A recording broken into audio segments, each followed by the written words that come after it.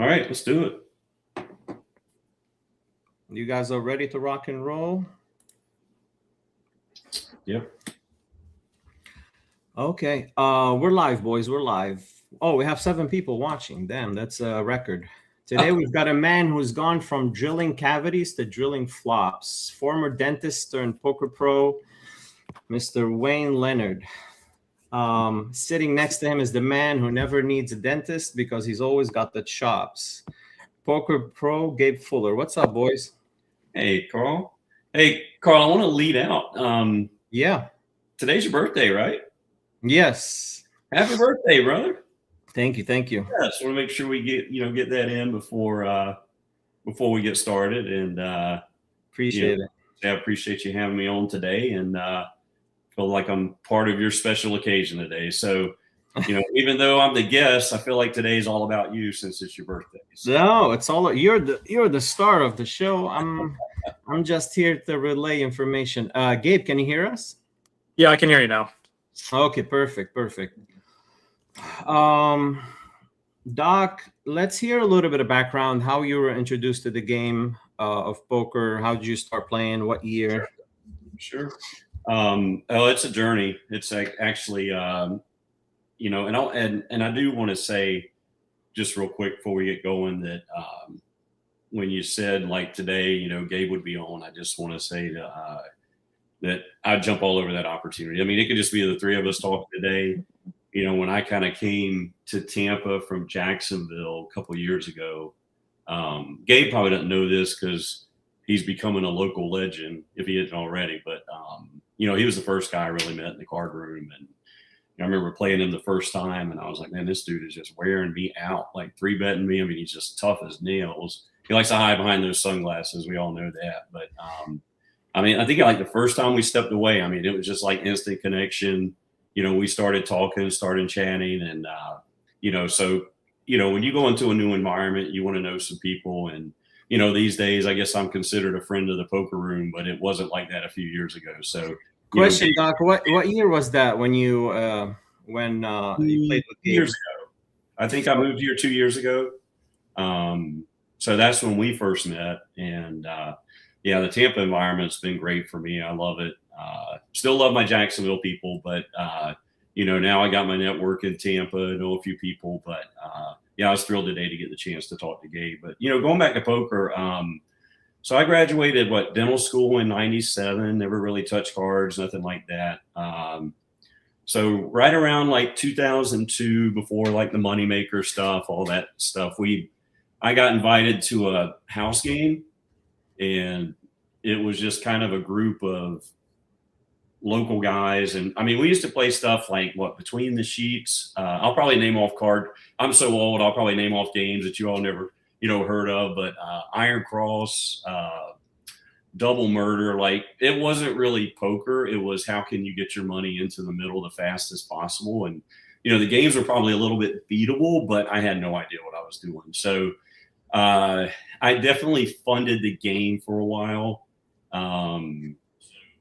I think when we discovered Omaha high-low split, we just got addicted to split games, high-low games. But it was just play around, throw out what you want to play, and we would play around. But most of the stuff was gut games, pot, match the pot type games, and you could get skint, pretty good. So I tried to study. I think the first book I ever read was Super System.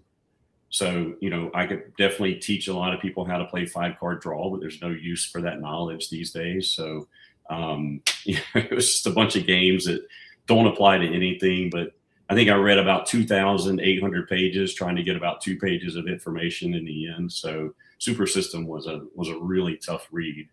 But then right around like 2003, I kind of got introduced to online poker, stumbled across it.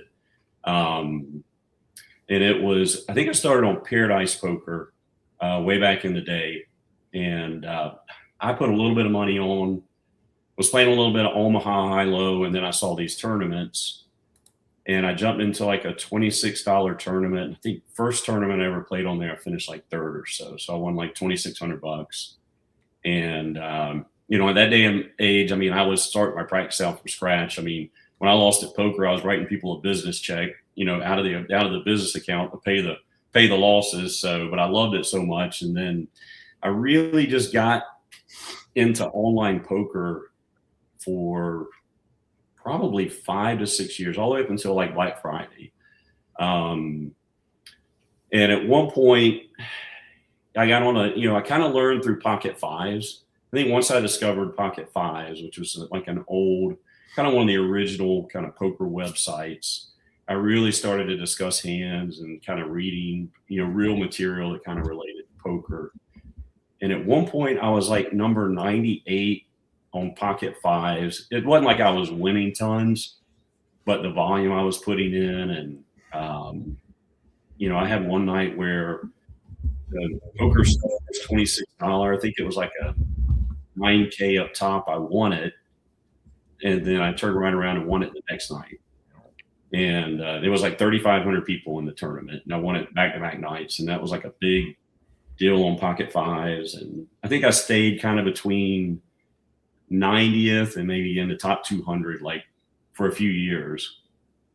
And I actually went out to Vegas. I won a seat to the WSOP, and I went out to Vegas, and I was playing a small tournament, and a guy at break was like, we were talking a little bit. He's like, "You play online poker?" And I'm like, "Yeah." And he goes, "Well, what's your screen name?" And he told me his. I'm like, "Well, it's I Must Call." And he's like, "I Must Call." And I'm like, "Yeah, I Must Call." And he goes, and he turned around to like 5 guys. He goes, "Hey, come over here, come over here, come over here." And they all came running over. He's like, "Hey, this is I Must Call. Can you believe it?" And they're like, "Oh my God, man, I watch you every night. I didn't even, I can't believe you're I Must Call." And I always thought like, really, they knew you. No, they knew who I was, because back in that day, you could watch tournaments and watch final tables, and you could comment, and people would banner. And I just always thought, I was sitting at home in front of the screen, just playing, icons. And I used to play like against like Pearl Jammer. I think it was like John Turner, USC Trojans. I don't even know who that is. I think Jocko was for a while, and then we played. But in the end, I was like playing against all these really great players, but I had no idea who they were. Like, I've never really known who anybody in poker is. I just kind of sat in my, game room and just played online poker, because I couldn't really, you didn't really have casino poker. We didn't have anything in Florida. But then like Black Friday hit, and I really didn't have anything online. It just was kind of like maybe a few grand, and kind of lost that. And then I think Florida made poker legal, but at that point it was like $20 tournaments or tables. It kind of started literally as like $20, just throw your money in the middle. So I started playing some serious home games a little bit. But then they started like increasing to like $100 buy-in, and then the tournament started up. And I didn't play for maybe 10 years. I mean, I had kids in, school, kind of going through some personal stuff. And it just, trying to run a practice, do all the dental stuff, poker just kind of drifted off to the side. And then when COVID hit, I had been playing a little bit. I think I chopped a tournament at Best Bet for like 34,000. So, I kind of had a little bankroll, and I never wanted to play on my own money. I always that was kind of my goal, was to always play on a bankroll, always kind of have, adjust my buy-ins, just stay on a bankroll. Doc, I have a few questions just to set time. Yeah. I wasn't paying attention. I was taking care of a audio situation. A graduation. When do you became a practice dentist? 1997. 97. Yep. So you were playing all this online poker while you were a dentist. So you're working. No, well, yeah. I started probably playing online poker in 2003. I won my first seat to the World Series like in 2005 when Greg Raymer won it. While this is going, you're practicing. You have your practice. Yeah, and a funny part of that is, I know nobody ever knew. So at that stage, I was just playing online, and there was a big worry too about it being illegal. Like, that was like a real thing. Like, that online poker was illegal. Oh, it was back then? And it wasn't, but I remember one year I had a winning year of like 35,000. So I filed my taxes, which was unheard of. But because I was a dentist, I'm like, I can't really risk having, like somebody told me like that's how they took the mafia down was through the IRS, like just tax evasion, stuff like that. So I filed my taxes and my net winnings were like 550,000. My buy-ins were like 520,000, but my gross income shot up so much that I lost a $25,000 deduction. So I ended up for the year, I think I did the math, I made 35 cents an hour playing online poker. You were playing that volume online? Because 500,000. Oh yeah, and it was not healthy. I mean, I put the reps in to kind of know cards, and like now people study charts to learn it all. Like I learned it all through reps. That's So, a lot of reps, Doc. oh 500K yeah, online right. is a lot of, that's a huge volume. Yeah, like I've done this with other things when you kind of learn it manually, like when you see a chart, you see all the Yeah. solvers these days. I can actually, in a weird way, almost like the Matrix, I can see beyond it. Like I can physically see the hands popping Your up. screen And there's trickles down green like the Matrix. something like We're, that. we're gonna get to the charts and everything. Yeah. I just want to create a timeline. So you have your practice, you're grinding online, grinding a big volume. Yep. Study wise, you just read the super system, which is not much And nowadays. I was just looking at reading people's thoughts. Like Annette Oberstad was on there. She did the whole thing where she played a tournament blindfolded, like all these crazy things going on in poker. Wow. So it's all came to an end. You got in the game in the Renaissance, like the height of poker when it became super popular. So you said Moneymaker, like right before Moneymaker is when the online. I'm gonna get back to that because I've been watching 2003, 2004, 2005 WSOP. Yeah. And it's almost like watching a bad movie. This is my personality. I sometimes watch a bad movie to see how bad the producer, like how bad can it get? And this is the 03, 04, 05 WSOPs. I'm just sitting there and I'm amazed of how many mistakes these guys are doing. Like Ace King Jacks, they're like 90 big blinds deep at the final table. The money's going all in. There is no like 3-bet and a 4-bet sizing of 2.5x. No, money's going all in and let the equities take care of the rest. Yeah. And the whole tournament is like that. And nobody gives credit to the other person. I'm amazed of what I'm watching. But anyway.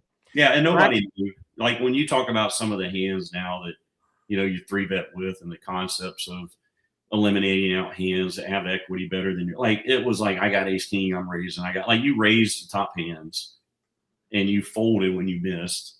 And there were a few people that, would c-bet and bluff. The average player paid off. The average player at Hard Rock today is better than like Hashem or Moneymaker back in those days. I mean, those weren't crushers at the time, but I'm saying the people that won the WSOP, you have the average player at Hard Rock is not making the mistakes they were making back. So I'm just. I would agree with that. I would say it's always a relative game. It's kind of like how relative are you versus the field as far as being good or not good. I don't think anybody was maybe expert level, but when they were, they really stood out. Like if you actually watch Moneymaker, read his book, look at some of his thinking concepts, he was actually a little bit ahead of his time. I mean, he was pushing small margins, making big bets, leaning on people. I mean, I remember he talking about one time like debating calling a set of 8s, but that was like stuff he did back then. If there were 2 overs, maybe the other guy had a set and you were like really debating, do you get your chips in with that? You know what? At least he was capable of pulling the trigger back in those days, and making big bluffs for an amateur is a huge plus. Theoretically, pre-flop, there was a bunch of mistakes and big holes in his game. Post-flop, I mean, he had aggression on his side, and we all know if you're aggressive, even if you're making mistakes, sometimes you make up for it in certain spots. But the game was definitely very post-flop. That's the thing that people miss. Like it was a very post-flop game. Like these days, early in the tournament, you can still get it to post-flop, but it's a very pre-flop game now. But I always say, and then in 07, 08, there was a lot of clicking buttons of like 4-bet, 5-bet, 6-bet, and they show up with like A6 off and King A off. They did that whole ego thing that died these days. You never see a 6-bet bluff these days. Like I'm 5-bet curious is going to be. Gabe's like, I don't know, that was 03, so. 03, they weren't maniacs. Then the Europeans came in like 07, Yeah. 08, and they It started was doing things like that. I do think online poker started bringing people into broader conversation ranges. Like Pocket Fives was kind of the first time people started studying and learning poker and thinking about betting lines and analyzing hands and saying, hey, that was I would have taken this line. Like that was probably when you really had to kind of start dialing into the game because instincts alone weren't going to carry you. Like I've got a natural instinct for the game, but if you don't have the baseline knowledge, your instincts don't really matter. So that's probably, but then it all kind of shut down. Like I don't remember what year it was, but everybody knows Black Friday. They just kind Black of Friday. like aside from in the U.S., like poker just went dark. And 2011, it hit online poker hard. But you're talking about instinct. To me, instinct is basically natural talent, kind of like in other sports and basketball. You have natural talent, and then comes how much time you put in the sport to improve. In poker, having the instinct and being able to read people, that sets you apart. Some people just don't have it. They don't rely on tells. They can't read people well. They don't know when somebody's lying or not. If you have that in you, you're already ahead of other people. Knowing the math, knowing odds a little bit also is natural talent. Yeah, But and you can see it in everything, though. I mean, I mentor a lot of them. I probably work with 500 to 1,000 dentists just mentoring. And there's just certain ones that come along, and I'm like, you've got it all. You've got the instincts, and being a little bit older, you start to see it more and more. Like I'm in flattered Gabe mode, but I will tell you, the first time I met him, it was demeanor, it was posture, it was his kind of carry. I'm like, this guy can play poker. He's got a sort of energy that makes you think twice. Like if you can bring that intensity every time you sit down, and this is not easy because some days you're dialed in and some days you're not. It depends on how much you sleep, your routine before that. Gabe started bringing a type of intensity to the table, and I never told him this, that when you're against him, you feel it. Like it's tough to play against.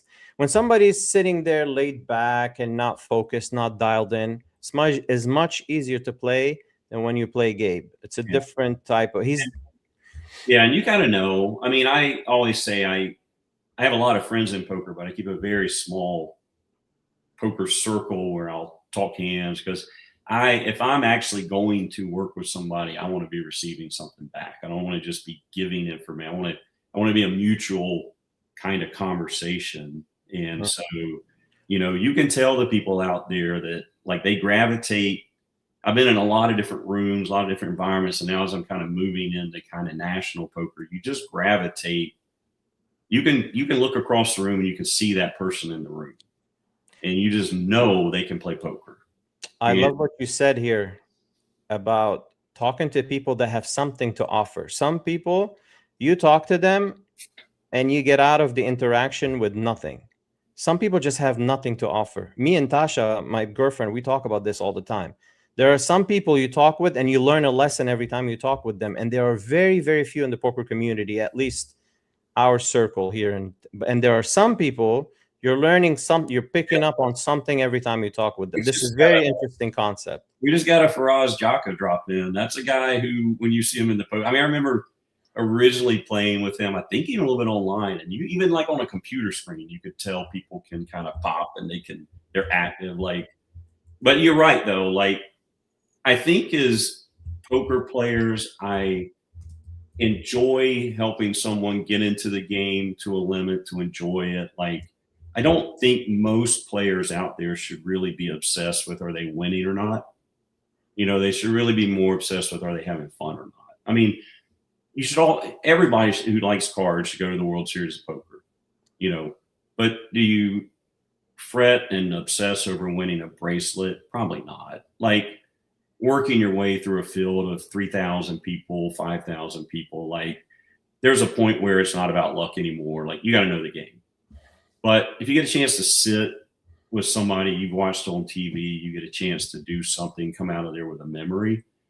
I mean, who cares if you went to the World Series of Poker and you took $5,000, you had a nice vacation, played some cards, made a day two, maybe cashed something. Like, that's how I started. Like, I just was like, I started poker for fun, and everybody's at a different level.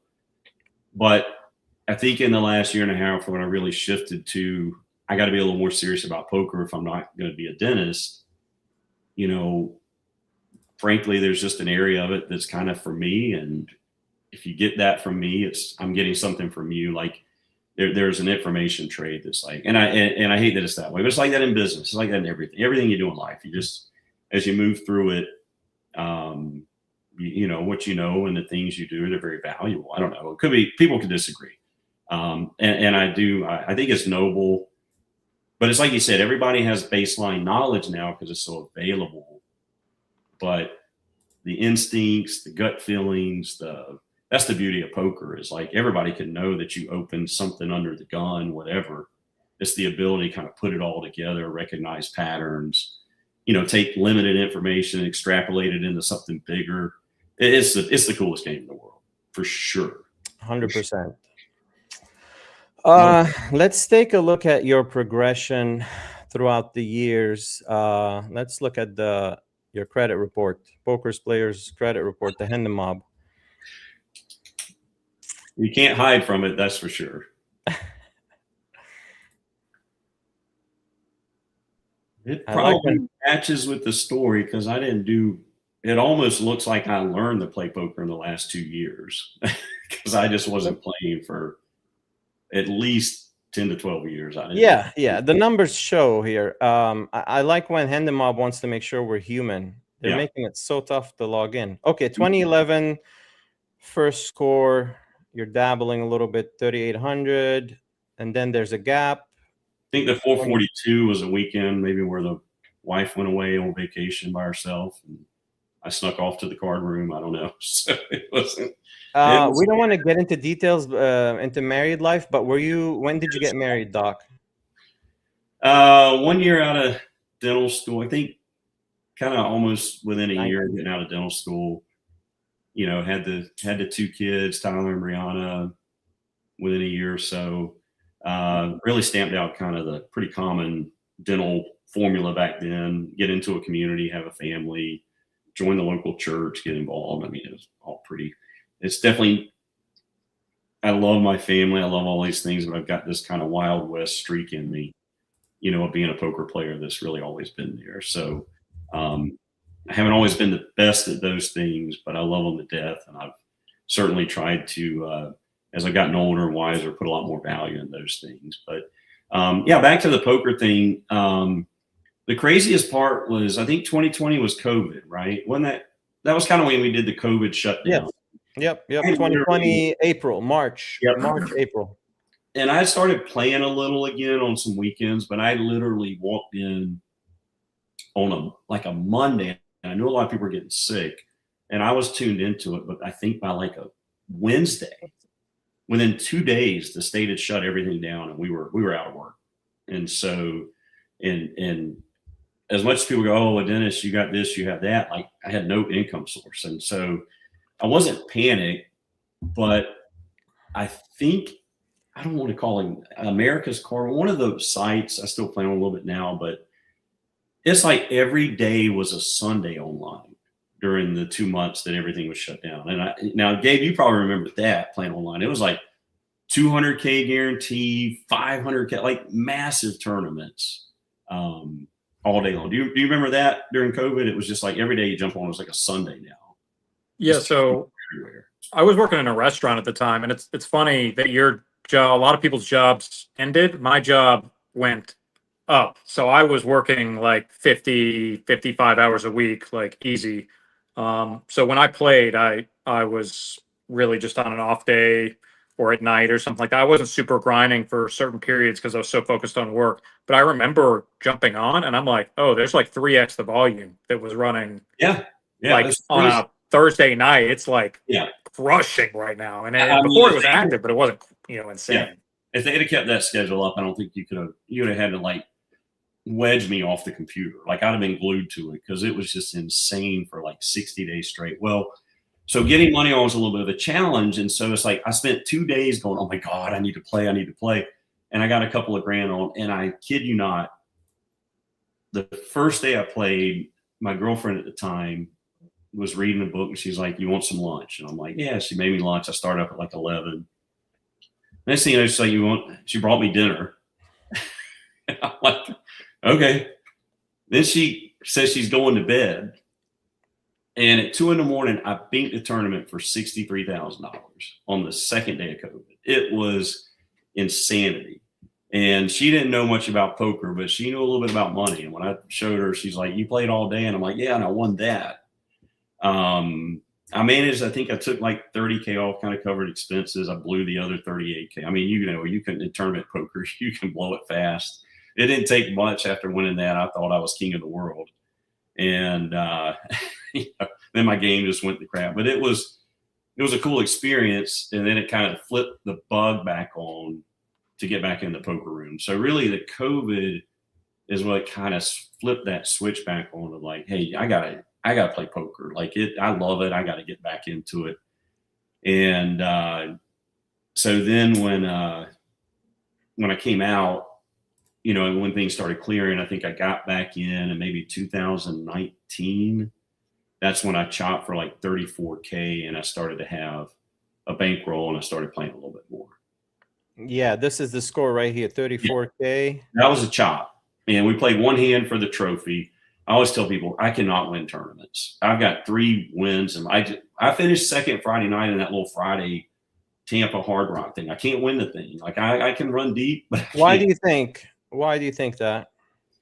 I don't know. Game? I get top 3 all the time. I think what happens to me, I can squeeze more out of a stack than the normal person. So a lot of times I'm going deep. I wasn't supposed to be there in the first place. So I end up coming into like a final table. Like the other final table Friday, I came in 8th. And I played the entire final table with no more than 12 big blinds, but I finished second. So by the time we got to head up, he had 3.8 million. I had 350K. And so I really had no shot at winning. I was just trying to give myself that. I think I doubled up once and this or that. I've won, but I also think too, one thing I'm working on 2026 is no chop 2026. I just chopped in December at the Win, and I wasn't prepared going in. I didn't know you could chop WPT events. I literally, for all I've done, I had no idea that you could chop WPT events. Mm-hmm.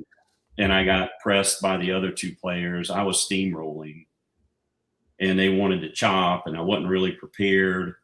And I just chopped because it was like, wow, I turned 600 into 82,000 and I'm sick to my stomach today because I didn't get the win trophy. I didn't get the win. Like that's really what I want out of the game is the win. So I always debate this, but I'm a play for the win player, but I'm kind of like, that's the hump I'm working on getting over in 2026. So, we got close Friday. I would have taken that win for 3K and been just as thrilled. It's like, I mean, I know you have to play for the money, but man, winning is, but it's just, I think there's good points being made there. Is like, at some point at a final table, you got to decide to go for the win. And I did that in card player when I won it. I was like, I'm playing for this win. And everybody else was doing ICM, trying to chip up, do this. And I just, I was like, I'm getting the win. So, that'd be cool for Oz jumps on and teaching me how to win a poker tournament. I think. Definitely. We'll get deep in. I love his input on the game. I watch his stuff all the time. He's got a nice Instagram page for sure. And his students just crush. Talking about his students, Ryan Hogan wanted to jump on. Let's see. He said he has a call he has to take care of, and then he might jump on. But let's get back to the Hendon, Doc, and see your progression here. So 2019, you banked that 34K. Yep. This is right before COVID, and then little scores here and there. Yeah. So the big one coming out of COVID is I went to the WSOP and I was actually going to play the 6 max, and I'd met some people there and they're like, oh, you're not a 6 max player. Mm-hmm. I don't know, I'm going to give it a try. And I think I made day 2. And there's a really funny story. I think I sent you a picture, but when I looked at my seating chart, I was right next to Joe Cotta. And so I was seated next to Joe Cotta. And I was like, dude, this is crazy. Like, I hadn't at that point played with big name players. And I'm like, but I knew who Joe Cotta was. So I took my seat and I just said, hey, my name's Wayne. What's your name?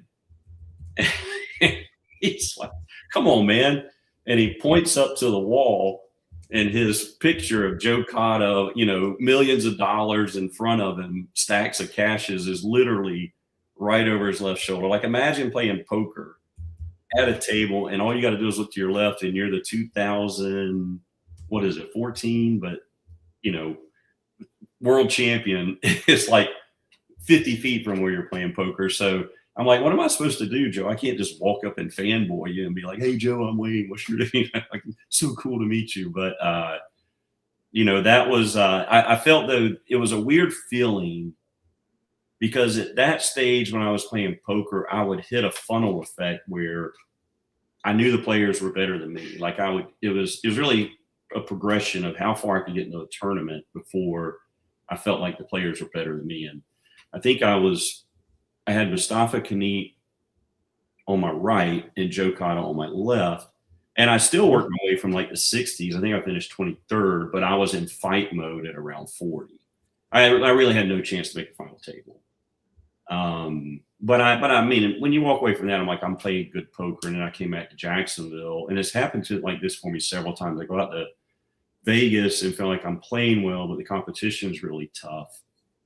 And then all of a sudden I come back to the local game and I beat something. So I think I had a 67K score. At best bet, I finished second. There was zero discussion of chop. The guy won it literally in the interview. They were like, you won 100K. How do you feel? And he's like, well, I'm down 250K this week in PLO, so it helps. Like, what? Like, who is losing 250K in PLO in Jacksonville, Florida? I mean, that's a whole nother level I can't even get involved in, is that those kind of dollars slashing around. But I think that was 2022 when I hit the 67K, and then that kind of really propelled me into, I could start playing the tournaments I wanted to play. It wasn't anything big deal to play a 500. I could start dabbling in the 1500s. Those kind of things. There he is. Hey, Ryan. What's up, Ryan? We're going to have a round robin today. So, but that was like very fulfilling. I really, in that one, I got heads up. Kind of was ahead when I got in, but again, he had a massive amount of chips, and I just kind of worked my way into second place. But the score, the cash is sometimes too. You start getting that deep in those kind of events, and you are trying to like play on a bankroll and not, you know, it gets important when you get deep. You know, those last 5 spots of a tournament are a big deal. I mean, when you start talking 20, 30, 40, $50,000 pay jumps, like those pay jumps are key. I mean, you need them. And I enjoy playing the game. I want to win, and that's the thing I'm working on.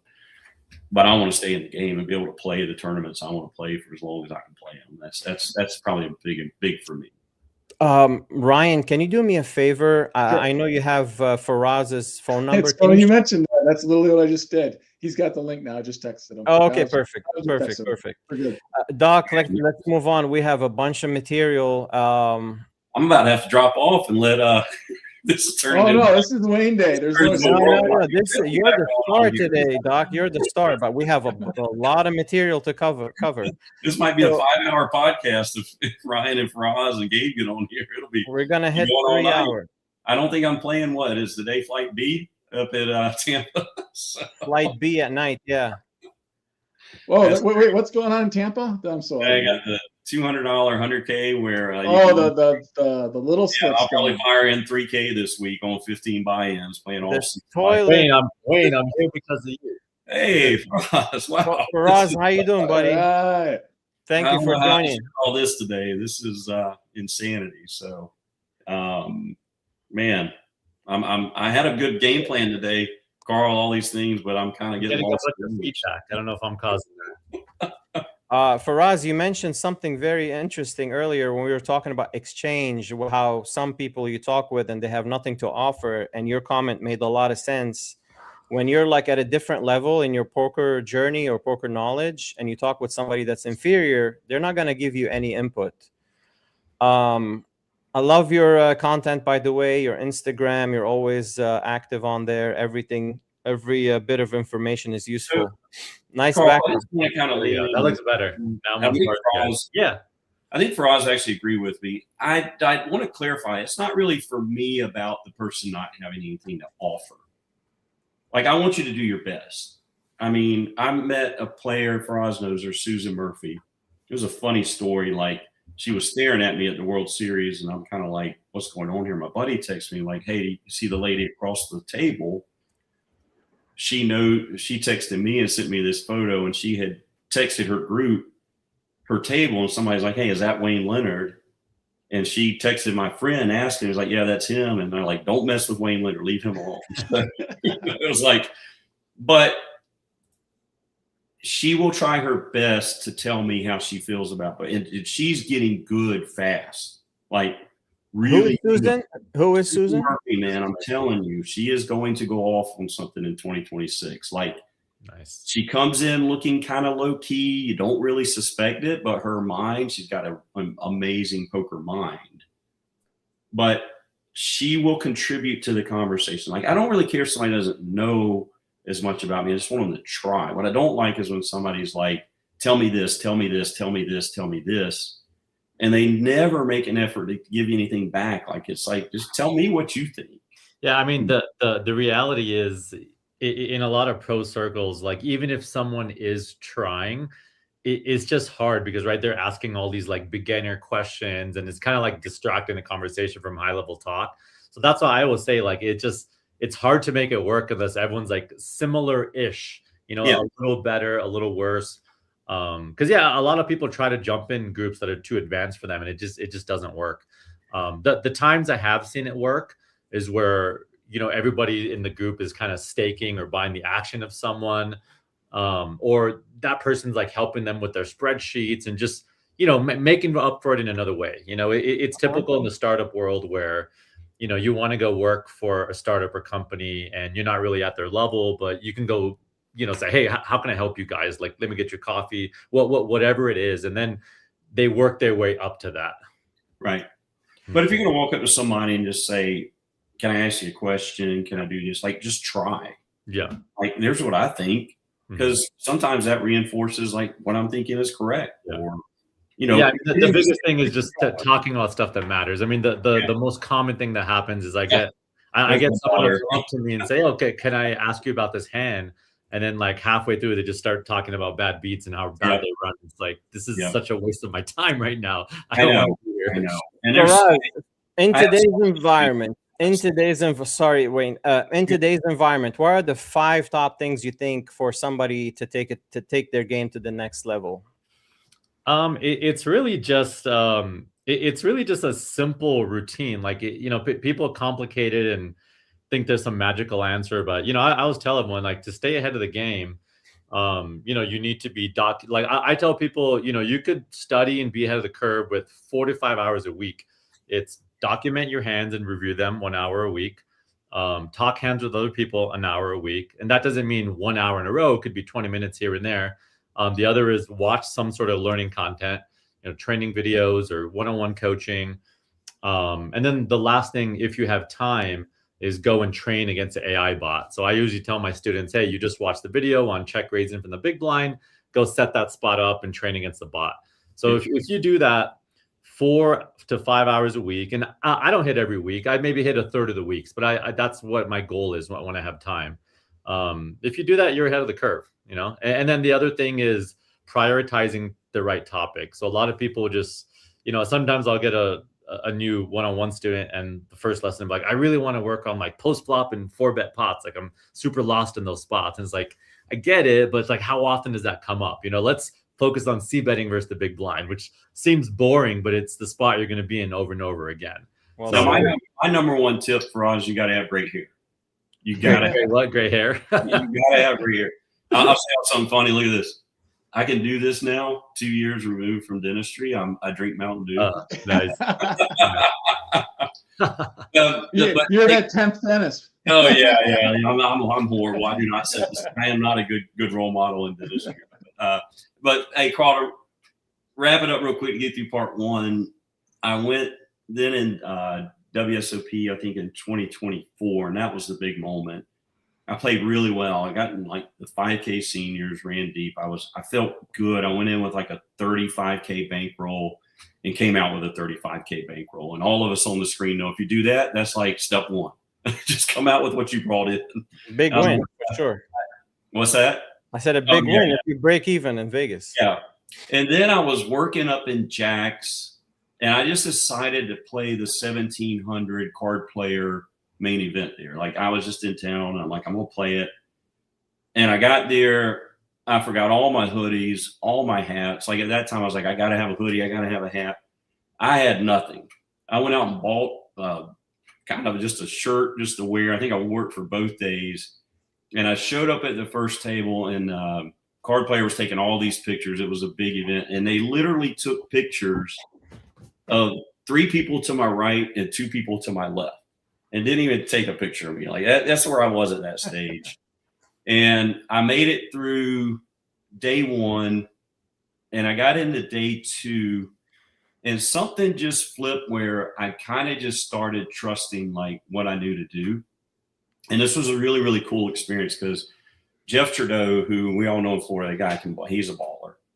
And I was not at his level, and I was on his immediate right, and he was just pounding me. Like I had right before he walked up, I was opening hands, and he sat down, and every time I opened, he's just coming over the top. And I'm like, I got to do something because he's clipping me at 3 and 4 or 5 big blinds at a time. And I just decided in the moment, like, I know it's not right, but I got to do something. And I just started limping at full range limp.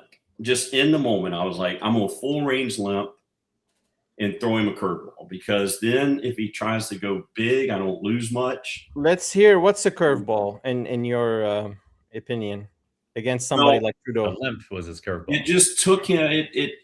I'm not saying it's not him. It's just that I respected how good he was. And I'm like, I can't just do what he knows. Like I've got to, like, this is how I was playing. It's the first time I really live poker was just playing me. Like I wasn't playing Jocka coaching. I wasn't doing all I was playing Wayne Leonard poker. When you're done with this, I would like to comment on how I would recommend you deal with that scenario. But finish your what you're saying. So then when he was popping me, it was like for 2.5 instead of 6.5. Like it was it was almost like I was letting him raise for me. Yeah. Mm-hmm. And so I ended up getting like a king queen and a flop trips, and he just barreled at me 2 or 3 times, and I won a really nice pot. And he was like, dude, like you could tell he was like, what the hell are you doing? Like it was kind of like I flipped the script. I didn't take advantage of him. I didn't outplay Trudeau. For me, that's how I got control of the situation. And then I think I made the final table, and it was a final table where I was like, I know I'm one of the 2 best players. And I don't know if y'all know him, but Ben Scroggins out of Jacksonville is probably a huge, big name for the best bet scene, for the local scene. And I mean, he like literally, we kind of were acquaintances, and Gabe did this for me at WSOP. People don't know that, but like on day 2, he would get out of his tournament and come around me, and was genuinely wanted to see me do well. Well, Ben did the same thing, and he's like, you're good. You don't underestimate yourself. Like, get in there and play your poker. You can win this tournament. You said the name is Ben Myers or Ben Scroggins. Ben Okay. Scroggins. The name sounds familiar, but I'm not. I don't know him. Play some poker, man. He's, there's a lot of people out there who can play, but he's probably one of the top 5 players in Jacksonville, if not top 3. I mean, the guy is a local ledge. He destroys best bet events. But anyway,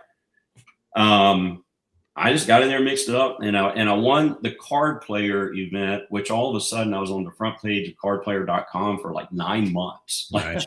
just go on there to search for tournaments. There's Wayne Leonard, you know, and it was like 120K score. I think on Hendon Mom, you know, we had bounties, so it was like a 90K score. But like all of a sudden, the poker playing Dennis is on card player, and I'd go on card player every day just to see my face on the front of card player. So, Faraz, let's hear your input about how to combat somebody like Yeah. Jeff Trudeau. And let me give you an input about Jeff. Jeff is balanced, Oh, yeah. very, very. You know Jeff Trudeau? You familiar? No, I don't, but I think it's a common situation, right? Where you just feel like this good aggressive player is attacking you and picking on you, and you don't know what to do, right?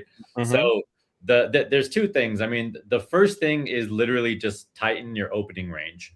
A lot of people feel like they need to do something back, but here's what's happening. Like he feels you're opening too loose, or you're not 4-betting enough, or you're flattening too much.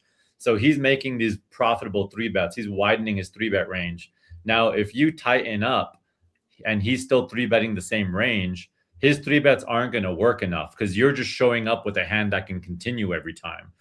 So that alone, tightening up, like does the trick. The other thing is having some 4-bets in your range. So like knowing the right hands you could 4-bet, you know, a king 9 suited, a king jack off, an ace 10. It depends on the stack size, but just knowing what hands you can 4-bet with and then tightening your range, like that does the trick, and that makes those 3-bets unprofitable. I think when I reflect back though, Faraz, I've been thinking about this lately. What I did in the moment, and this is I think where people kind of fail, is they think of like 3-betting is a chart, but a range is really only good once the first open happens, because now the dynamics are completely changed. Like if you're playing in a seniors tournament and somebody opens, that opening range is different than what you studied. Like it's now constricted. Yeah. And you have to adapt your 3-bet back to that. Like I think when I started limping, I'm not saying it was the right approach, but I changed the dynamic of what you 3-bet with, what you And what I would say is switching it up can throw people off like it did there. If someone is experienced enough, they're going to instantly know how to combat too, right? They know how to isolate. Yeah. And let me say, because this isn't about Jeff, it's about my kind of growing as a poker player. I just know it was Jeff because it was like a cool experience, and it's a compliment to him that it would mean that much to me. But it was more about like it just shook things up enough. We only played like an hour, but it just let me survive that period of the tournament where I could have really gotten crippled. And once I got past that, Faraz makes a really good point here. You got to know your opponent too. And some 3-bet pots can get dicey. Even bad players know how to defend in 3-bet pots. They start doing some random stuff. Like, I mean, I've got called, like my all-in got called with ace king on like a 7-high board. People defend way more often in 3-bet pots. And if you 4-bet, you got to know if your opponent would fold to a 4. Like Jeff would fold to a 4-bet. Like he knows you're not messing around. So he's not continuing light. So if he's 3-betting light, you're 4-betting, you're winning the pot right there and then.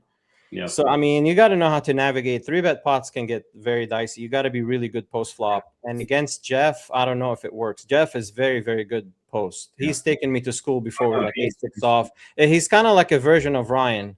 But I think the thing to remember is no matter how good someone is, like they're only a little bit better than you. You know what I mean? It's like they're not God where they're just going to like crush you post-flop, you know? 100%. So it's just important because I think people can psych themselves out sometimes a little more than they should. Yeah.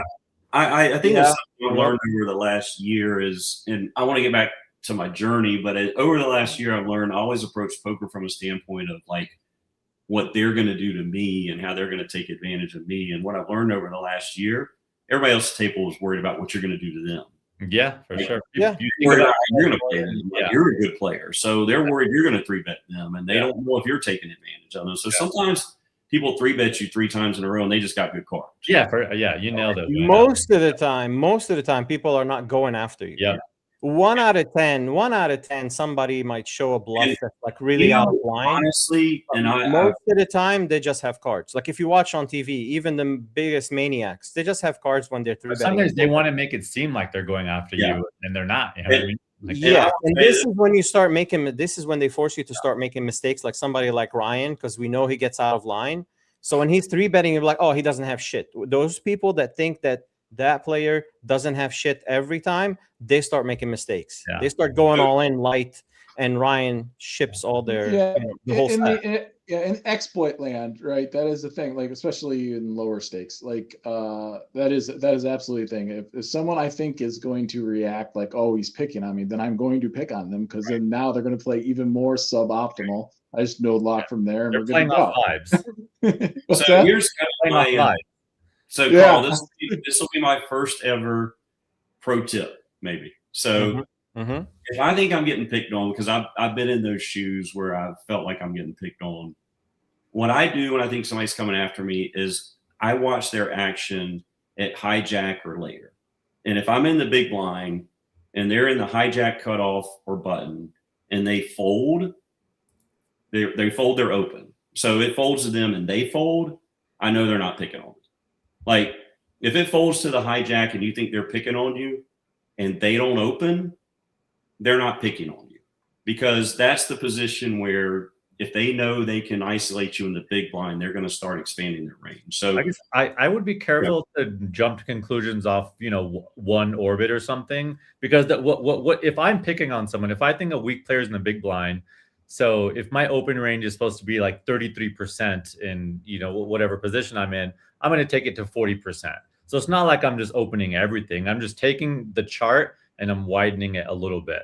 I guess I'm just hitting at though, like if they start folding in a spot where they could come at you. Yeah. So like the button, for example, if someone folds and they fold, they are not picking on you. I would say if they fold the button like 4 orbits, like 4 out of 8 orbits against you, then I would agree with that. If it just happens once or twice, they might have had, 9 deuce offsuit or something, Well, I'll leave it like this. If you're kind of in a feeling like you're getting pummeled by somebody and you see them in a spot where they could do something and they don't, you can breathe a little and go, they're probably, at least there's a chance there that they're just playing their cards and things are working out. But, if this talking about or even if they are, who cares? Like whatever, you're there to play against a few hundred people, like not just that person. Right? We'll change it to an amateur tip. Yeah. So going back real quick, guys, I got to get out of here. I'm going to catch some of this recording though. Thanks for inviting me on, boys. Appreciate you, man. Thanks for good seeing you, buddy. Nice Really meeting good. you. You guys too. Thanks, See you, buddy. man. So, circling back, I didn't really like my job, and I was kind of like a VP. I wasn't seeing patients, so I moved to Tampa. That part was great. My daughter had moved here. Everything was really cool, but I didn't like my job. And so then, what aspect didn't you like about it, Doc? So I was supposed to kind of be hired as like a business strategist, like mentor, kind of work at the kind of global level, like really dig into, developing a company. And it just kind of evolved where I was like putting out fires everywhere and just kind of fixing struggling offices, bad situations. And I mean, I'd wake up in the morning and they do stuff like try to find a temporary hygienist to go work in St. Petersburg. I had a lot of struggling offices in Florida that I was working with. And when I won the card player, it's like I had a bankroll that was significant now. And I wasn't living off of it. I just had it to play poker. And then my financial advisor called me and he's like, hey, I was thinking about you. I'm like, if you're ever going to try to play poker at a high level, maybe play professionally, like now's the time. You're 50, I think I was 53. You're 53 years old. Are you really going to be able to do this when you're 60, 65? But right now, and that's a common thread in dentistry. Like your peak years are 50 to 60. Like I'm actually giving up my peak years in dentistry to kind of do what I really want to do in life, which is play poker and just enjoy life and those kind of things. But at the same time, he's like, I can keep you afloat financially and then you play poker. So I resigned, and that weekend I was back at Best Bet, and it was like the WPT 1700 bet mystery bounty. So same event I won 3 months later, and I final tabled it. And like Fred was on my left. Paredes, I think I'm saying it right, but Fred was on my left, and then Hamid, he's won 20 some odd WSOP rings, circuit rings. And then Maurice Hawkins was like 4 to my left. That was my lineup. Like, it was way worse than the other one. There's a player on that FT who's like an online player who's like really good. He might be better than all of them too. Insanity. Yeah. For Jacksonville, it was insanity. And when we made the final table, we took a 20-minute break. I literally went over into a corner and I cried. Like, first time I ever cried at poker, but I cried because I'm like, I just resigned my job 3 days ago. And I put in my 1 week notice, 2 week notice, and I play a tournament. The first tournament I play, I make a final table. And I probably committed the biggest ICM punt ever on a live stream. Like, I was second in chips and collided with with ace jack of clubs, and he had ace king. But I just was like, I can't beat this table right now with my skill set. Like, I can't out poker these guys. And it's a weird thing to say, but at that time, I'd always tell people I'm a very average poker player. I'm just a really, really, really good tournament player. Like, I can manage a tournament. I just don't play good poker. And I've really been working on the last year and a half my poker playing. Like, I don't play cash, but I think I could sit at a cash game now and be competitive. Actually, that's actually a really good insight, because that is absolutely true on tournament poker. You can manage a run. If you learn how to manage a run, that can get you enough reps under you until you actually get good at playing the actual boards. Yeah. And I think it's an insight a lot of people don't quite have, is that you can get away with a ton of mistakes just by learning how to manage the tournament structure. And that'll kind of get you time to get, like, so in layman's terms, Ryan, explain what manage a run means. And all right. So like how a tournament we've talked about that. I remember last time we talked a little bit about risk management, all that kind of stuff, risk premiums and all that kind of stuff. Intuitively understanding that, like how risk premiums run in a tournament without actually having the knowledge, just that alone gives you a feel for how tournaments work. And you can make a ton of mistakes in the actual ABC transactions of the hand and still survive deep enough to, get your cashes and all that kind of stuff. And over that time, you're playing more. And now you're learning more how to play these boards. It can just buy you a lot of runway to learn how to That's great insight right there. Like, people always say I couldn't win my flips. Nobody can win their flips. Like, if you get into 3 coin flips for your tournament life in a tournament, you are not making it through the tournament. Exactly. Tournaments are much more than that. They're much more.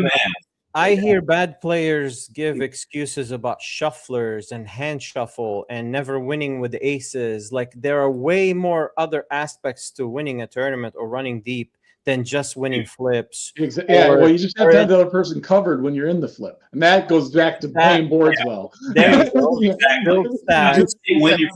you get all in, if you do the math and you get all in 5 times in a poker tournament with aces, heads up, you only have about a 15% chance of surviving that. Like, what you cannot do in poker tournaments is continuously get yourself all in. You gotta have people covered. Gotta have people covered. Right. Yeah. Right. And so for me, a year and a half or 2 ago, I could play C+ poker, but I could play it for hours upon hours. Like, my game never changes. Like, that's one trait I have, is like, if it's 1 o'clock in the morning, if I'm a B+ poker player right now, I'm gonna play B+ poker all day long. Like, you're gonna have to deal with a okay player all day, or maybe now a decent player. I can't imagine if you're an amazing player and could do that hours upon hours. Like, the reason people crush is because they can play high level poker, high level tournament manage for a long, like, my strength is endurance type poker. Like, I don't really. Let's dive deep, Doc. I want to ask you a few questions about mental work, prep, stamina. But I want to double down on one thing. It's people sit in tournaments and they're trying to make hands. I see a lot of people limp 5-way pots. They're trying to make hands, and some are lucky. Like, I saw a lady last time. She was limping every pot. She won like 12 out of 15, and everybody calls her lucky. And wow, I mean, what I witnessed was insane. She was making hands. I'm talking straights, flushes, trips, just crushing the table, but not by playing poker. This is not poker. If you're relying on just me, I want to see what you're doing with the ace king on a 7-high board 3 ways when you're out of position. I want to see those tricky spots. How are you proceeding? Are you chasing after the little pots? Or are you just sitting there trying to play bingo, trying to make big hands? That's completely different poker.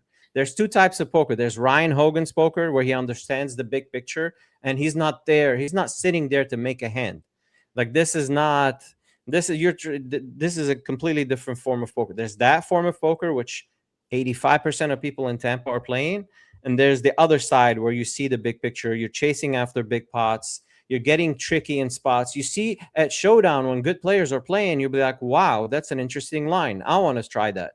With amateurs, 95% of the time, you're never saying, wow, that was a good line. You don't see anything creative. Becker used to say that. Like, some people have zero creativity in spots. Like, they don't find bluffs on boards where you shouldn't have a bluff. They're not finding those bluffs. They're finding the standard ABC bluffs where they have a flush draw and a straight draw they missed, which is sometimes they have the worst candidate for a bluff. They go for the bluff and they don't size well. They size like third pot and they think it's going to get through. I get it. That's a little bit too of maybe cash game mentality. Like, I have tournament poker mentality. And I think in last year at Hollywood, I played the entire day 2 of the 1100 and never had more than 15 bigs. I hate playing poker that way too, by the way. It's miserable to sit there with 15 bigs and just Sometimes it'd be like that, though. But man, Stu the Donk. I know who that is. Oh, Stu. Dude, the dog joined us, and See, we got a marriage proposal here. Somebody proposed. I'm kind of like a Tampa stepchild just yet. I'm working my way in, but I'm still kind of a Tampa stepchild. So No, you're in the club, buddy. Sorry. I see you. I mean, you're making deep runs in like 3 tournaments now. You outrun me. You lasted way longer, and you always have a stack. One thing, it's sometimes you might be. Some players might be doing it wrong, but some players just always have a stack. So whatever you're doing, keep doing it. But certainly Mac. Then it's like right after that, I really started studying, and I was like, I set a goal in 2025, and I'm like, I know this doesn't sound like a big deal maybe to you all, but I'm like, I want to color up once a month. Like, before 2025, I think I'd only done the color up like 3 times. For all of my successes, I'd never colored up. It was just, I was never the guy who colored up. I was always the guy who was just there. You mean like, here's my hundreds? Yeah. I ship my hundreds to everybody. Like, here's my hundreds, And my game, actually, I went to Cherokee right after that, and I always budget 2 buy-ins for every event I'm going to play. And I blew my entire. I mean, I came out of there with just. Doc, let's step back a little bit. Sorry to interrupt. I interrupted you many times. I'm gonna get shit about this, but let's keep it structured. One thing, mental game. Let's talk about mental game. When you're making deep runs, people don't understand. Sometimes it's a battle between you, and you bust the tournament. You're like uncomfortable. Something is annoying you at the table. So the mental game is huge in tournament poker. What are you doing to make deep runs? What's going on through your mind? One, a 2-part is there a routine before the tournament? Is there a supplement you're taking? Workout, coffee? What's the secret? I always start the day with my meta. I play around the meta golf, so that's big for me. I love meta golf. Meta golf is online. I know what that is. Oh, it's like the meta glasses. Oh, the virtual reality glasses. Oh, yeah. And the stick is connected to the glasses, the golf club? I have one. I can't figure out how to get it to work, but it has a golf club. But how do you play? You just make the motion with your hand? Oh, God, if I put it on, y'all trip out. I'd be in here swinging my sword fighting, whatever game you want to play. You just play it in real time. But I don't necessarily have any kind of routine. I don't go to the gym. I've never been one to – I don't really believe in, like, doing something to deal with your stress. Like, I think I learned that in dentistry. Like, I don't come home and I got to work out to get over it. Like, I just deal with it. Like, somebody said to me one time, did you really think you were going to make the kind of money you make and not be stressed? Like, do you really think you're going to go deep in a poker tournament and not run into a good player? Do you think you're going to go deep into a poker tournament and not take a bad beat? Like, there's something I work on, and I call it chip emotion, and it really makes a lot of sense. Like, people get very emotional about their stack. I don't get emotional. I could care less in a poker tournament if I'm below average, above average. I don't care. Where does that come from? That nonchalant behavior? I started working on that in poker last year. I committed to having no feelings about the outcome of a hand. Like, you'll never hear me tell a bad beat story, but I will talk your ear off about playing a hand bad. Like, if I played it bad, that can put me on tilt. But I don't have any emotion about how the cards run out. Where do you think that comes from, Doc? Like, you got to deal with. I always say you got to. I've been through divorce. I've been through financial turmoil. I mean, I've been through real things in life that are much more important than how 5 cards come out on the board. I got kids to worry about. I got things in life. Like, it's a hardship. Yeah, the way cards run out on the board, you can't. Who cares? Like, okay, I'll give you an example. Earlier in January, 13 left in the 1100 at Hollywood. I get in queens against ace jack off for a top 3 stack. Like, this could really set my year. Like, I'm down in 2026. This would put me up big time to pop for 70, 80K. Jack on the flop, jack on the turn. Great game, everybody. See you next time. You know why? Because in December at the win, with 7 left, I got all in. King 5 against pocket 9s. I banked 2 9s on the flop, went from 16K to 82K. Like, people lose reality of life. Like, it takes 3 positive things for people to overcome 1 negative thing. I'm a 1-to-1 person. Like, I'm not going to walk away from that table going, I took a bad beat when I delivered a bad beat in December. And net, I'm up 62K in the 2 situations. Like, what comes around goes around. I don't actually believe in variance, believe it or not. And people would lose their mind when I tell them that, but I do not believe in variance. What do you mean you don't believe in variance? It's a thing, though. It's not like Santa Claus. You can't win poker tournaments without variance. You cannot win a poker tournament without variance. But people see variance as a negative. Variance is a positive. Like, I need a stretch of run good, things going my way, breaks. What I'm doing is losing tournament, waiting for that big score. Like, my year last year was built off winning 260K, 82K, and 33K. That's my 3 biggest scores. Everything else was just fluff to get there. Like, you are waiting. People blame variance and focus on the negative. I focus on, I'm just waiting for variance to come. That's a good. You only hear variance when people are running bad, but you don't hear variance when people are running good, because variance is both. It's variance is ups and the downs. That's why it's called variance. But if I go 50 buy-ins without cashing, I'm not thinking variance. I'm thinking my poker game. Like, where are my leaks? What am I doing wrong? Like, when I go on a downturn, I'm assessing my get. When I say I don't believe in variance has nothing to do with how I assess my poker play. I'm thinking, I'm bad about, if I'm going to commit to playing the button loose at a table, I'll start playing the cutoff loose. Next thing you know, I'm playing the hijack loose. Like, that's where you lose the tournament. Like, it's not about the queens losing to ace jack. I mean, that's just setting yourself up. I just, when stuff starts going south, I start thinking, am I playing bad? And that's what scares me more than variance, is I'm playing bad and I got a leak that I don't see and I can't fix. Like, that's what bothers me more than anything. So I understand variance is there, but I don't know. I just don't let the stuff impact me. Like, I'm not going to say I get busted out and I'm not frustrated, but it's just, you got to play the game, and you got to just depend on your process and keep playing every tournament. Like, you got to be to play tournament poker and be successful. You got to love misery, because you're going to walk away. Love the pain. That's a good one. That is a good one. Let's talk about this out of line hand. This is by the way, remember the monster stack? We were at the same table. Oh yeah. And I recognize your face. I'm like, you play in Tampa, correct? And you knew who I am.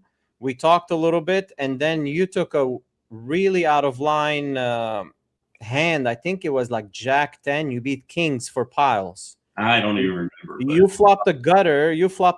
The guy 3-bet flop, and you just stuffed it in his face like 70 big blinds or something. This is like 40 deep. There's only 40 out of thousands that started the tournament. He calls, you bink the gutter on the turn, and you have massive.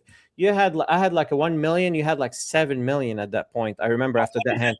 I played day 4 was the coolest day of poker for me in my life of the monster, and that's why I go back to Gabe, because we think about the poker part of it, but when you're playing the tournament, it's a blur.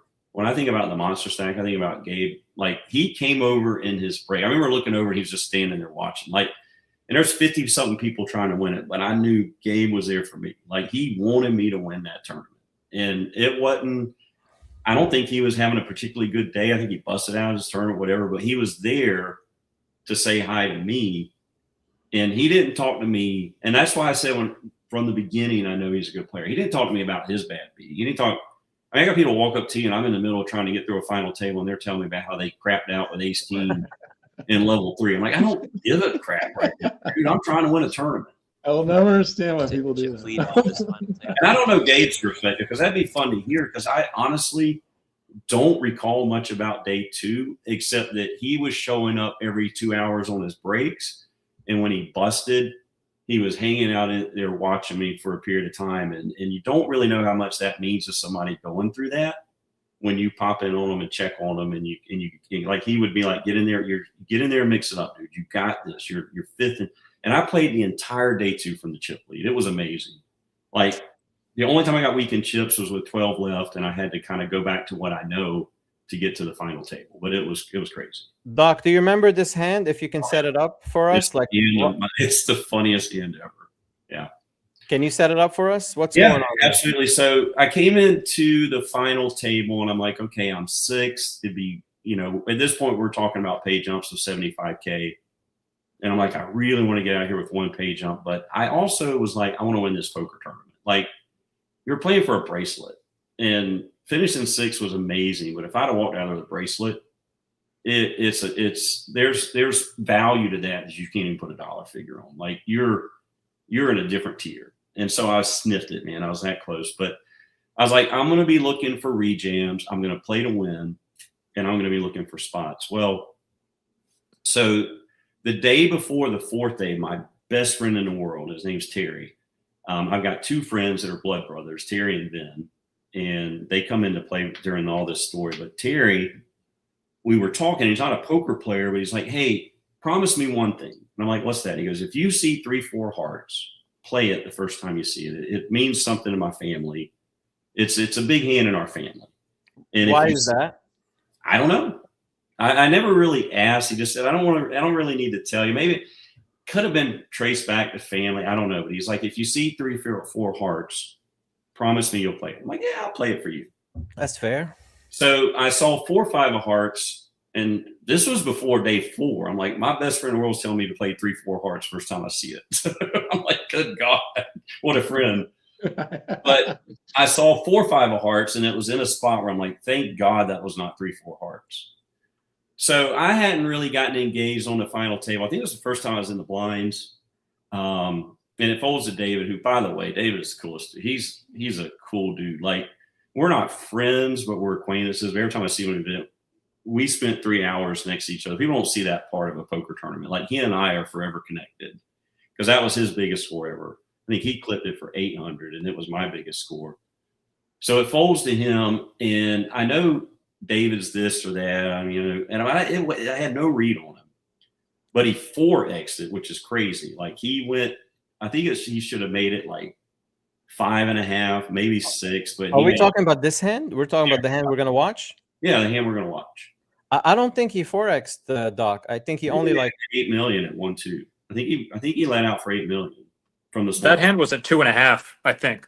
2.5x. He only 2.5x. Either way, it was for 8 million of my 40K stack, so it was significant. Well, that's over 3. But anyway, he made it 8 million, and I'm like, well, I'm looking for a rejam hand. I'm looking for a lot of stuff. But I looked down at 3-4 hearts. Mm-hmm. I'm like, freaking Terry, man. Really? At the final table, the biggest tournament I've ever played, the first time I see 3-4 hearts is in the big blind. You And just test your friendship right there. I almost tossed it, and they were all watching on the stream. Like all my buddies were watching, and he was watching. And I'm like, this guy's best friend I got on planet. Like Terry would give me a job. He's an attorney in Atlanta. He would bail me out of any situation. I'm like, least I can do. And he said, trust me, when you play it, you'll win the hand. And I'm like, okay. So I just was like, Terry and things are bigger than poker. Like, it's just bigger than poker. It was like, this was my chance to say to him that I'm playing the biggest moment of my life in poker, and I care about you. And that's exactly what went on in my head. And I just made the call. And I had no idea David was goofing around with 8-4. I think he thought I was timid, whatever, but I just made the call because it was 3-4 hearts. So open call. Yep. I want to talk about his action, what he does. And then I love the line you took. And let's watch it, and we'll break I it don't down. know this head. I have no idea what's about to happen. It's pretty interesting. Here, let's watch it. Some pressure on Leonard. Yeah, we're at 1-2-5. Okay. That's why I say this stuff's a quarter. I don't agree. The blinds are 2.5 million, 1.2, 2.5. Okay, so He makes it 6 million. So 2.5, 2.5. That makes sense. And he's got I about. literally see you thinking about your friend. That's all I was like. The tank was me going, working. yeah, Ryan, the tank was like, am I really going to pull 3-4 hearts for Terry? All I was thinking about is, am I going to play this hand for Terry? So you have, Doc, you have about 13 bigs here. You're not. I know. I know. Yeah, no, I mean, it's standard. The call is a little loose, but it's pretty standard. Anyway. None of that went through my head. Resides in Tampa, Florida. There's Leonard.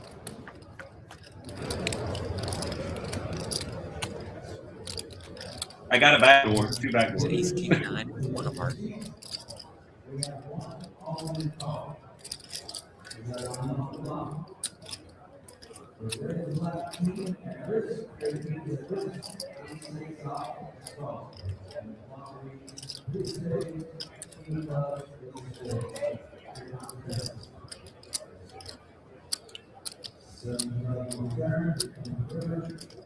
Pot is 14 million. Oh, I thought Yuvadov was going to at least try and steal it on the flop. Instead, it's Coot with 4 high. With the door open. That goes half pot. This is A4 and Muck nicely And done. takes it down done. like a Gotta bar. give you a bit of a Okay, let's talk about. I mean, you don't open with 4-8 off to check on an ace high board.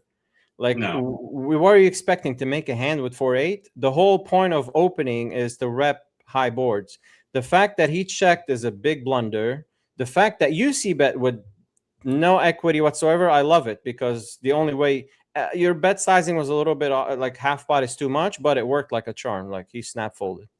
I'm surprised he opened and checked on an ace high board. Like one big blind there would have worked from him, without knowing the cards. I don't think most people can understand this about me, Carl. I was going to rip the turn. You were what? I was going to rip the turn. You don't 7 of clubs comes, he checks, you rip. You don't understand that I didn't do anything out of poker theory. I did it for Terry. Yeah. I don't think people can understand that, like, the whole hand was not played for any poker theory. I was like, Terry told me I would win with this hand.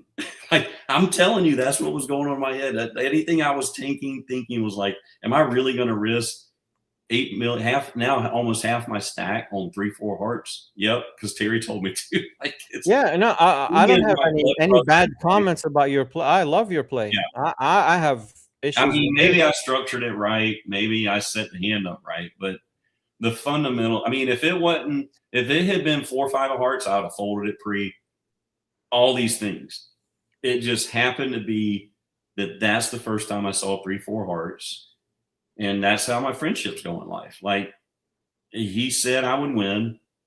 I trusted kind of the poker gods and karma. And I'm like, we're going to, I mean, I could have on the 250K view live stream punted it all off with 3-4 hearts. on an absolutely different. Now, from David's perspective, I think he thought he had a bigger stack. He was going to test me at a main event final table. Like when you get to a final table, you're not playing complicated poker.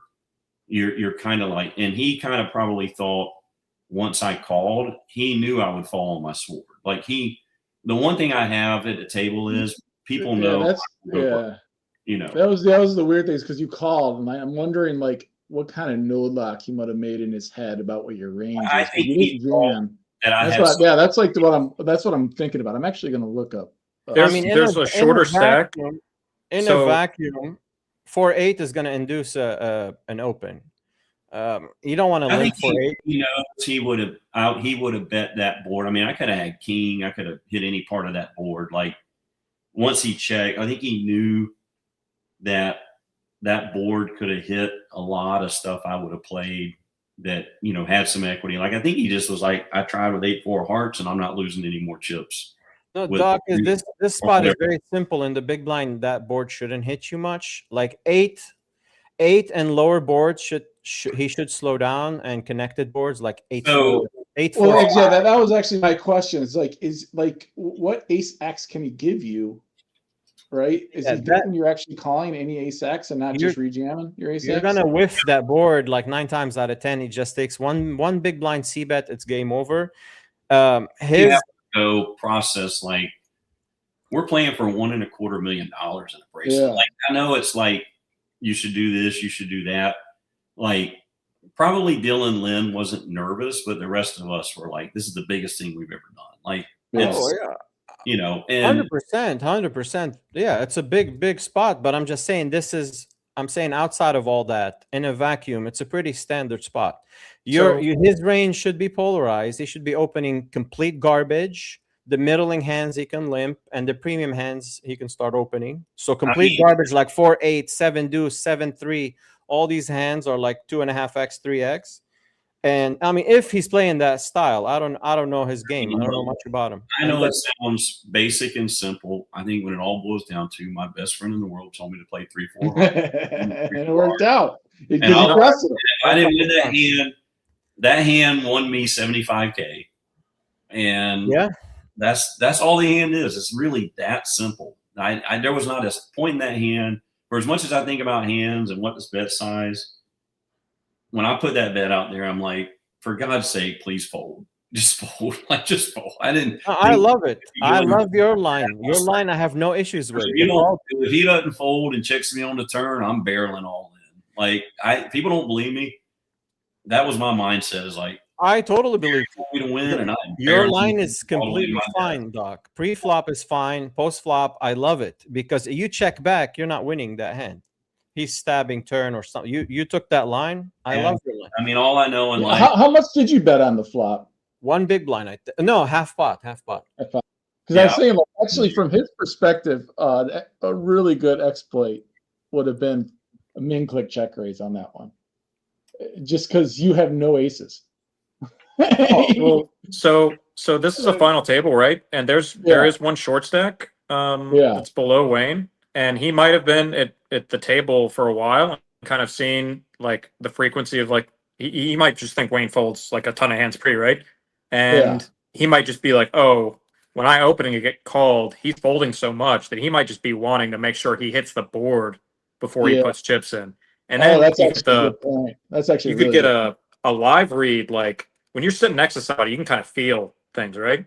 Yeah. When he peels 3-4 hearts and he's already like, oh, I'm going with this. He might feel like that energy of like, dude, I think this guy like likes his hand. I think he felt the energy. I think that's why he didn't bet. He probably felt the energy from Doc. Well, and you got to understand too, in these scenarios, like for the viewing world, that's the final table. But for us, the final table was the day before at 9. Yeah, playing down to that. Yeah. And so people miss that sometimes. Like when you're watching WPT and it's 6-handed final table, they've been in that lineup and structure since 9-handed. So I've been playing to the left of David for, 3 or 4 hours. So, we had some history. Yeah. And he knew that I was not afraid to go out in 8th, 9th, 10th, 7th, 5th, 4th. Like he knew that I'd stick it in there.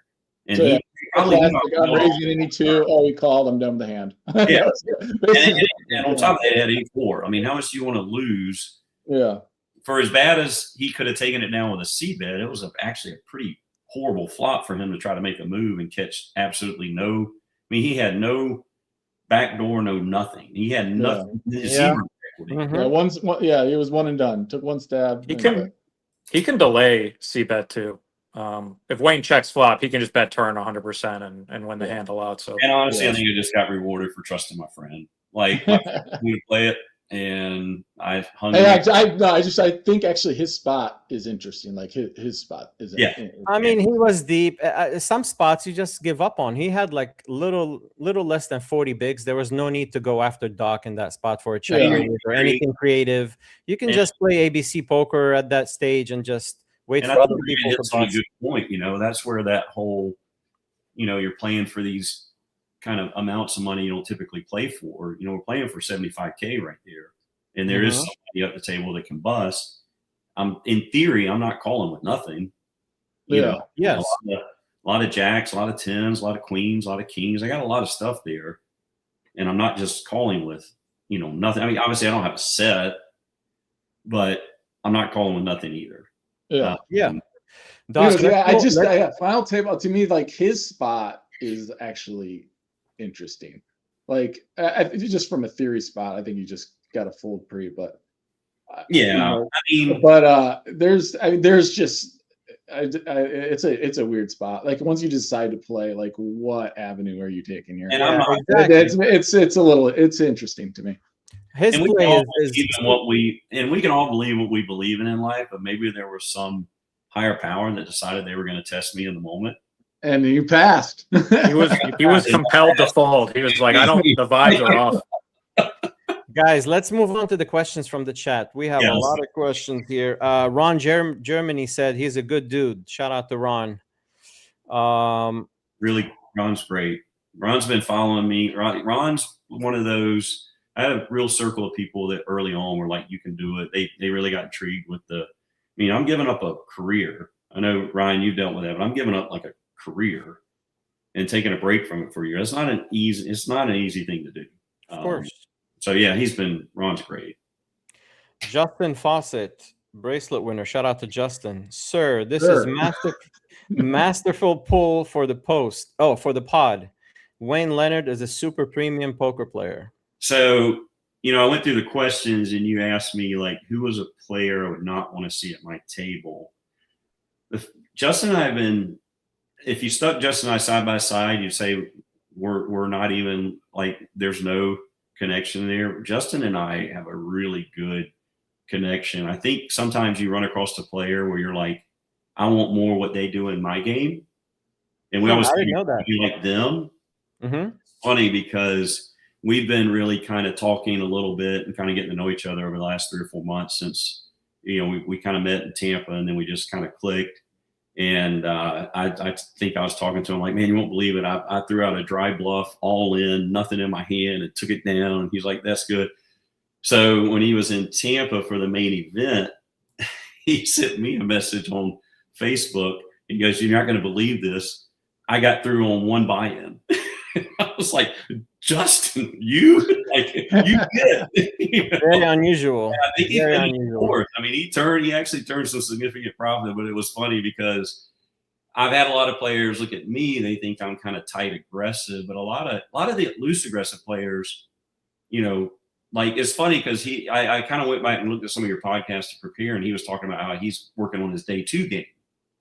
My day 2 game's always been kind of easy for me. I always want to work on my day 1 game. I'm trying to build stacks. I'm trying to get myself better positioned. So we actually have a lot of opposite problems between him and I. Like there's things in his game that he wants to pull from my game and things. And I really fundamentally believe that just because when we talk, we just like each other. And I love He's a hilarious man. I love players at Banner. I love when people go, oh, that person called me with Jack 3 of diamonds and this. I'm like, I want to meet that person. I love that. Like I'm an ace king guy and I want to meet the Jack 3 of diamonds guy and I want to get to know them. AJ Rudolph says, "Love Wayne. Enjoy the interview." Who's AJ, Doc? She works. Well, you know better than me, right? Yeah, for us. Yeah. Yeah. Yeah, she's for us people. She's good people. Okay. Shout out to AJ. Hey, you got some good pull today from Jaka. I'm telling you. I'm not a big believer in building your game around a certain type of study or style. Like Faraz has a lot of characteristics that allow him to do some things that. I think he's one of the top coaches right now in the field, 100%.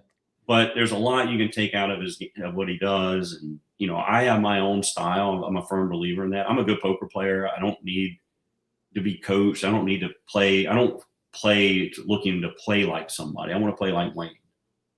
But I take things from people and use and I've gotten a lot out of it. And so if anybody's watching that, and ironically, the Powered Brain by Leonard Evans is a really good book. It's a good read. And it's a lot of the contributions were by a lot of female players, and I think a lot of male players kind of miss out on in dentistry. I spent a lot of time around female employees, and so I learned a lot by taking on a lot of that mentality of patience. You talk about not going on tilt.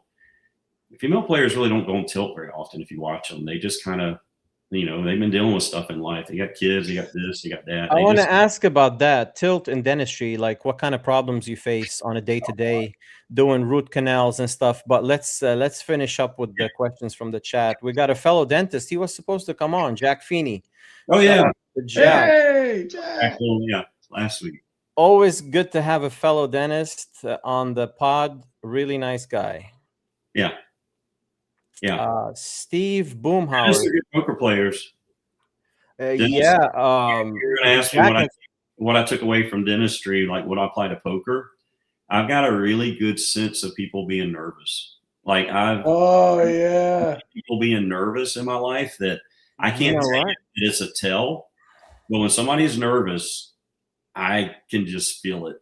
It's just that's an aspect you have to deal with on a day-to-day because nobody walks in happy to a dentist office. No. Nobody likes that needle shoved in their gums. Or I have seen so many people in pain, anxious, nervous in my life. It's actually a skill set that I think is diminishing because I don't see patients anymore. I was really, really good at it when I was practicing, but I still have an above average sense of when people are nervous. Does it make you nervous when somebody's like, I mean, some people have phobias from the dentist. Josh makes a great point. I do that too.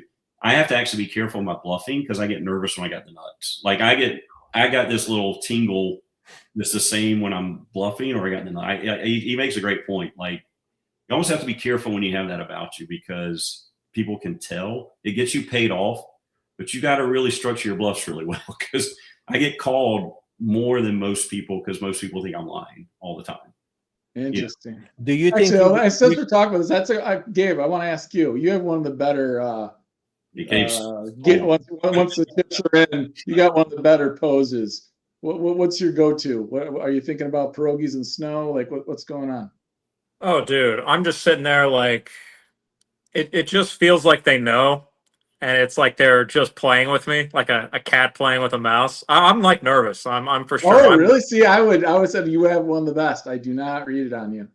I've been told by people because I'm like, I wear glasses. I'm like on a downswing. It makes me feel comfortable. I'm not necessarily trying to protect stuff, but it makes me feel comfortable.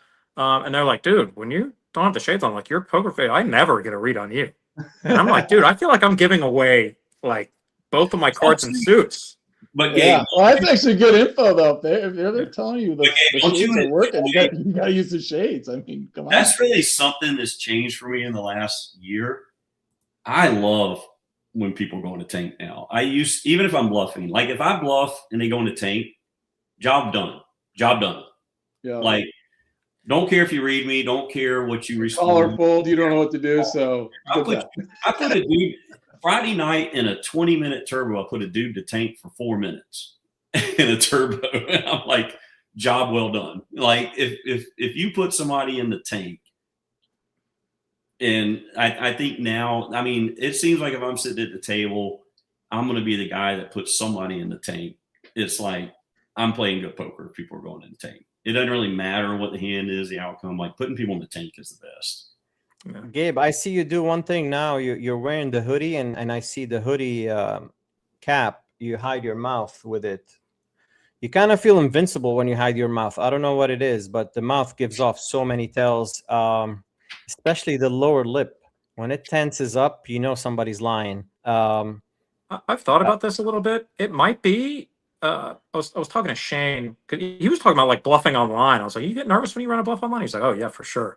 And I was like, we were talking about breathing. I think it almost regulates your breathing when you cover your mouth because you're not worried about like your heavy breath out like in the open or whatever. You're kind of just like chilling and it's in front of you, and that for whatever reason, it might have to do something with your actual breath because I don't know like that my mouth is like doing anything that's giving off a tell. Your mouth shows discomfort. Either on the side, it kind of goes down. So when Yeah. you're unhappy, you know the signs of somebody unhappy.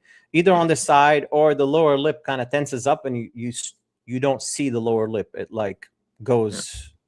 Yeah. So the mouth gives off. It's a huge tell. Some people you can't read at all. Like few people I can name. Ryan has the same composure, and he has an open mouth, and he looks like he's up to no good.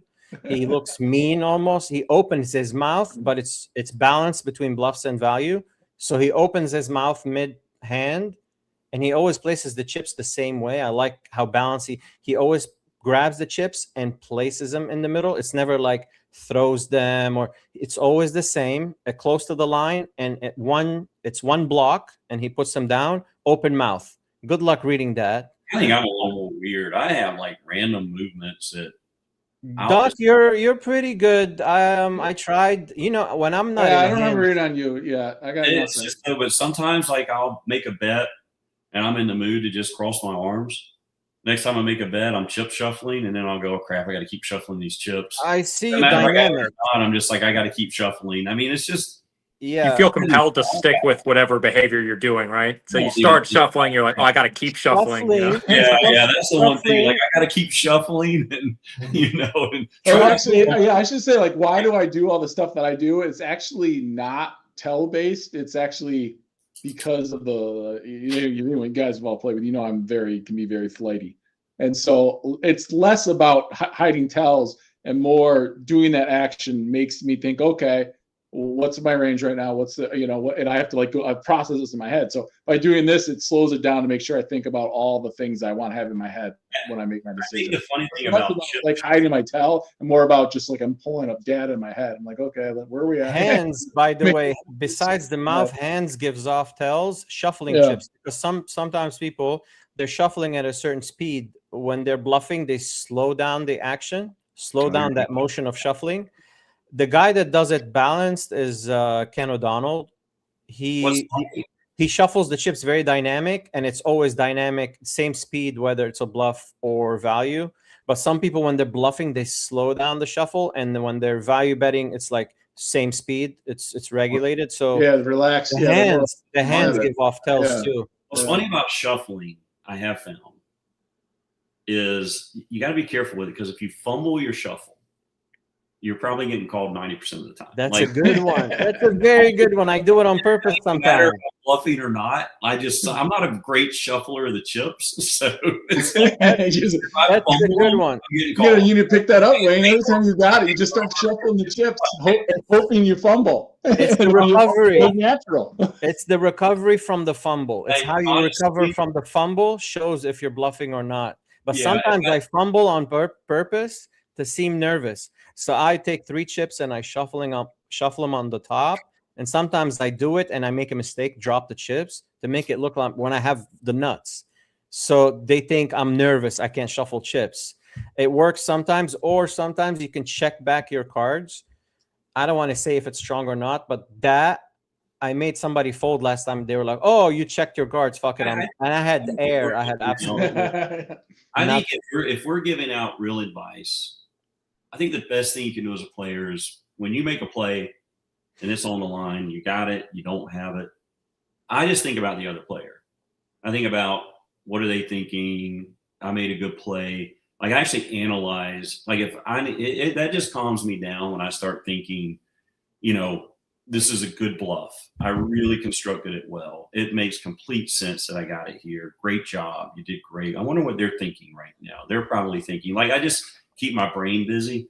And then the things like, I don't know, where I'm looking, where I twitch, are just natural responses of me just thinking. Like, if I want to look at them because I'm trying to figure out what they're thinking, I just look at them. Like, I don't really stare at a spot. I just kind of, that's kind of what I focus on. The biggest part when I'm making a play is like the other player. You know, like this is like they're in the tank. What are they thinking? Ooh, boy, I got them in a little bit of a bind. Like, it's just, you know, it's, I think when people bluff, they start thinking like, please fold, please fold, please fold, please fold. And I used to play that way, and now it's a little bit more. But I will tell you, the danger of really doing things well is sometimes there's, I mean, I've been in tanks where people are in the tank for 5 minutes. You're like, this is rude. Would somebody call a clock? Because I don't want to call it.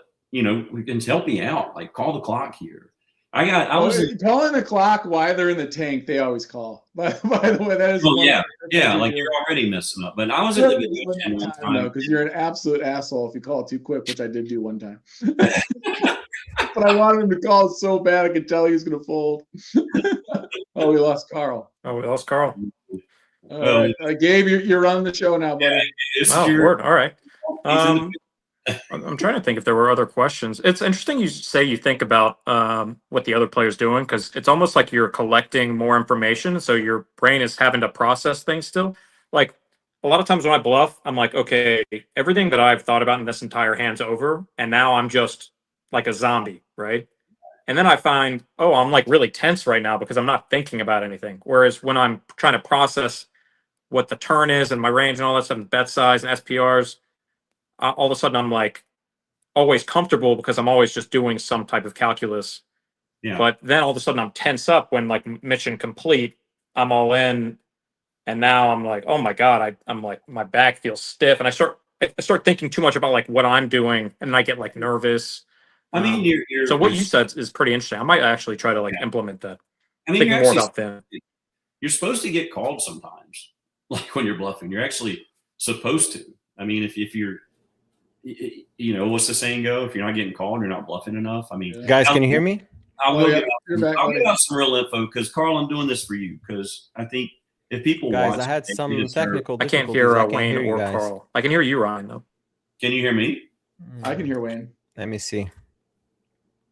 Gabe, can you hear me? Oh, we lost Gabe now. Oh, no. Gabe, you there? I don't know. I can hear you, Wayne. I can hear Carl. Okay, I can hear you now. Okay. I had a little technical difficulty. We lost Gabe. Well, I had to reset. I will give some real, what I think on bluffing, since Carl, I think that anybody who's watching deserves it. They've hung in there long enough. We'll give out some real info. I think you have to think about your personality in bluffing and what you're capable of doing. Like, if I'm not bluffing for me is a bit unnatural.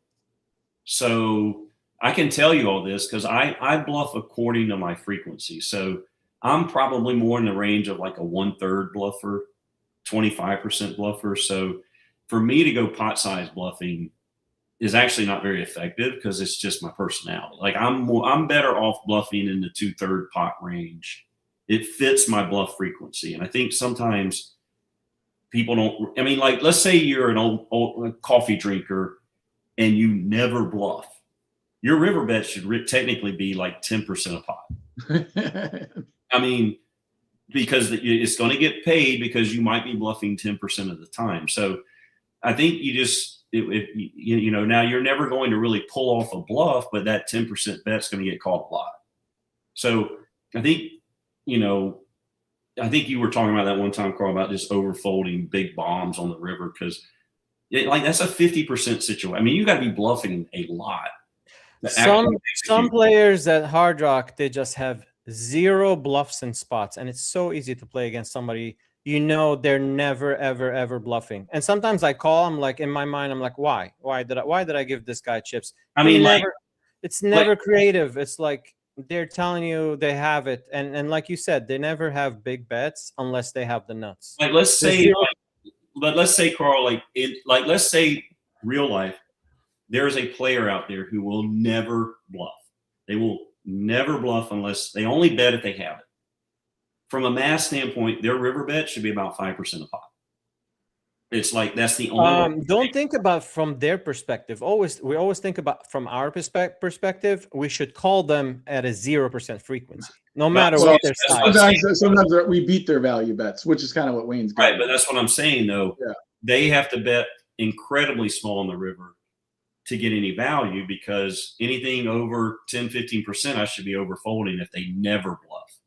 What I'm just saying as a point is, like, you should think about your actual ability to bluff, how you feel about cards. If you're a nervous bluffer, then you probably should be leaning more towards betting value bets sizes on the river. This is the type of player I was talking about. These players are looking to make a hand. They're only playing poker, sitting there to make a hand. And when they make a hand, they put chips in the pot, and that's it. There's zero creativity. They're not taking weird lines.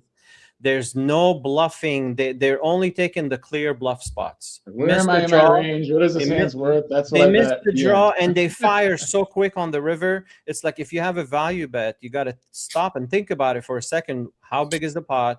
Where am I going to size there? When they auto click the river, it's like a clear bluff, and it's never a big bet. It's like 20%, 30% pot. Hey, you're very well studied. Like, let's say you implement some really big sizing on the river. Like, if you're going to be big sizing the river, like, I mean, you got to have some type of pretty significant bluff frequency. I mean, to really balance it out, right? We have to have multiple sizes on the river. Sometimes and that's small, higher level poker, or big, and with both value and bluffs. Because if I'm the guy sitting there that never have bluffs, they should fold to me it's just so easy to play against somebody that's never bluffing. It's anytime they bet, you just fold. It's pretty simple. Exploit. They bet, leave the building, like leave Hard Rock, go to Wawa, get something to eat, come back, because they just have the nuts, like no creativity.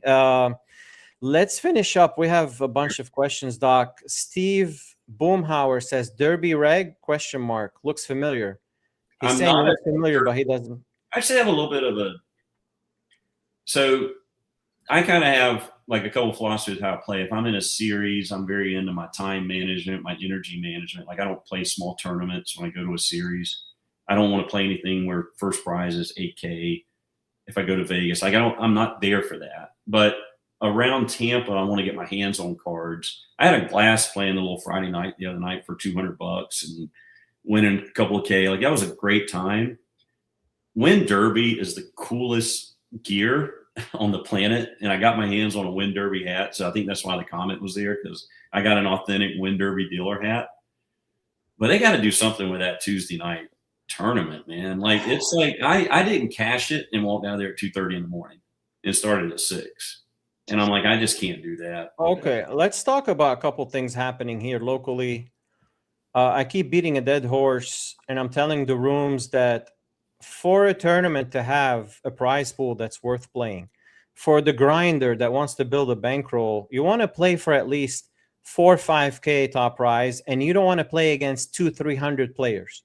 So the sweet spot is a buy-in that's over $200 with a reasonable rake, with a reasonable guarantee. The guarantee doesn't have to be crazy, but all the local rooms are gearing, like they're going towards the 150, 140 buy-in. They take 20, $30 out of the prize pool. Only $100 goes in the prize pool. 120 players, top prize is like 3K at best. Good luck getting first place. That's a very hard tournament to get first, second, third. At Win Derby, they never finished the tournament on Tuesday nights. At Win Derby, I made a comment on the Tampa Poker Players group to fix it. I mean, Brian tries. He listens to players, but you can't have a 6 p.m. start time daily tournament with 25-minute blinds, even though I'm all about longer levels, because that makes, the good poker players are going to win. I just won in my stack that night. I'm like, it's not worth. Like you said, 1:30, 2 o'clock, they're still not in the money. And if it's 5K at midnight, if it's 5K top prize, you don't have a chance to win the 5K because it's a forced chop, because the tournament doesn't finish 100%. At 2:30. They force you to, or 3:30, they force you to chop, which is A tournament, there shouldn't be forced anything. It should play to completion. So Right. 20-minute blinds will fix the situation. I We agree. talked about an earlier start, and a lot of people work. They said they can't show up on time, so it has to start. And they start at 6:30, not 6 o'clock. I Right. think it's the dealer change at that time. So that Yeah. would fix that Yeah. problem. It's just as just a casual player, just trying to show up, put my hands on some cards, not really concerned about that kind of stuff. It just was like, I was like, dude, it's 2:30 in the morning. I haven't even made money Yeah. yet. Like, what? Yeah. Yeah, That's no way I'm doing that. Most rooms are they're catering to the casual players. Going back to what Which is what they have to do. I mean, that's. But at the end of you the don't day. do it 5 days a week. Just have one day for the grinders a week. A tournament that's over 200. You're not going to get a big crowd, 50, 60 players, but it's a much better payouts. You want to play for 4 or 5 days. something you said, Carl, talking ICM and stuff. I probably, when I look at a tournament, I probably look at the 5th place finish. That's about where I'm targeting. Like, I know that's not a winner's mentality, but like, I look at 5th place and go, if I finish 5th, is that going to have an impact? Like, that's the tournament I want to play. So for me right now, if I go into a 1500 and I have a 5th place finish, I'd like to win 25, 30,000. It's kind of right in that number. And I think for like players that are getting into tournaments, I don't think you want to spend 8 hours in a tournament, finish 5th or 6th and come out with nothing. Like, I think you want to look at your bankroll, look at what you're trying to do, and pick tournaments that are, or you're just playing to have fun. And we were talking about that at Friday night. Like, is there really ICM when there's $320 for? There's no You'd ICM. be surprised how much they tighten up. That's the thing with Playoffs. Derby. Yeah, They tighten up so much, and the Yeah. min cash is like $300. Like, you're not playing for 10K. They Right. tighten up, and that's why the tournament drags so much. Which, but I'm just saying for anybody watching, like if you're trying to select your schedule when you go to Vegas, or I usually look at 5th place. And now, obviously, when you get out in the summer, 5th place is amazing in so many of those tournaments. But if you're doing a tournament on the weekend and you're taking time from family, or that's your weekend to play, or you're going to pick a weekend to play, like pick something that if you go deep is going to matter to you, because that's a big driver of playing good poker. Is the money's got to matter. yeah. Like, it's hard to play good poker when the money doesn't matter. To me. Let's move on. We got Ryan Ho. Hey, my question. Wayne's got skills. That's a good question. He says Wayne's got skills. Also a great human. Looking forward to it. Here's a question. Life-changing score one time for $1.5 million, but never has a profitable year again, or year in, year out, 150K a year. So I did sniff that. A or B? Yeah, I like it. The follow-up question is even better. But I think I'd like to be just a regular winner. It's a little more rewarding to just kind of every year. I was guessing that was going to be your answer, hence the follow-up. Now, the follow-up, I would quit poker. There's only one tournament and one tournament only. I think we all know it. I would give it up for the main event. When you win the main event, that's the pinnacle. I don't care about the money. And if I can put my you get the banner, it's there forever. I hope Ryan will let me kind of play some 100 buy. You know what I'd do if I won the main event too? I thought about this. If I won the main event, I'd spend 3 months and I'd go all over the country playing the Tuesday night 150. I'd come in. Good for poker. Look at that. And play levels 1 and 2.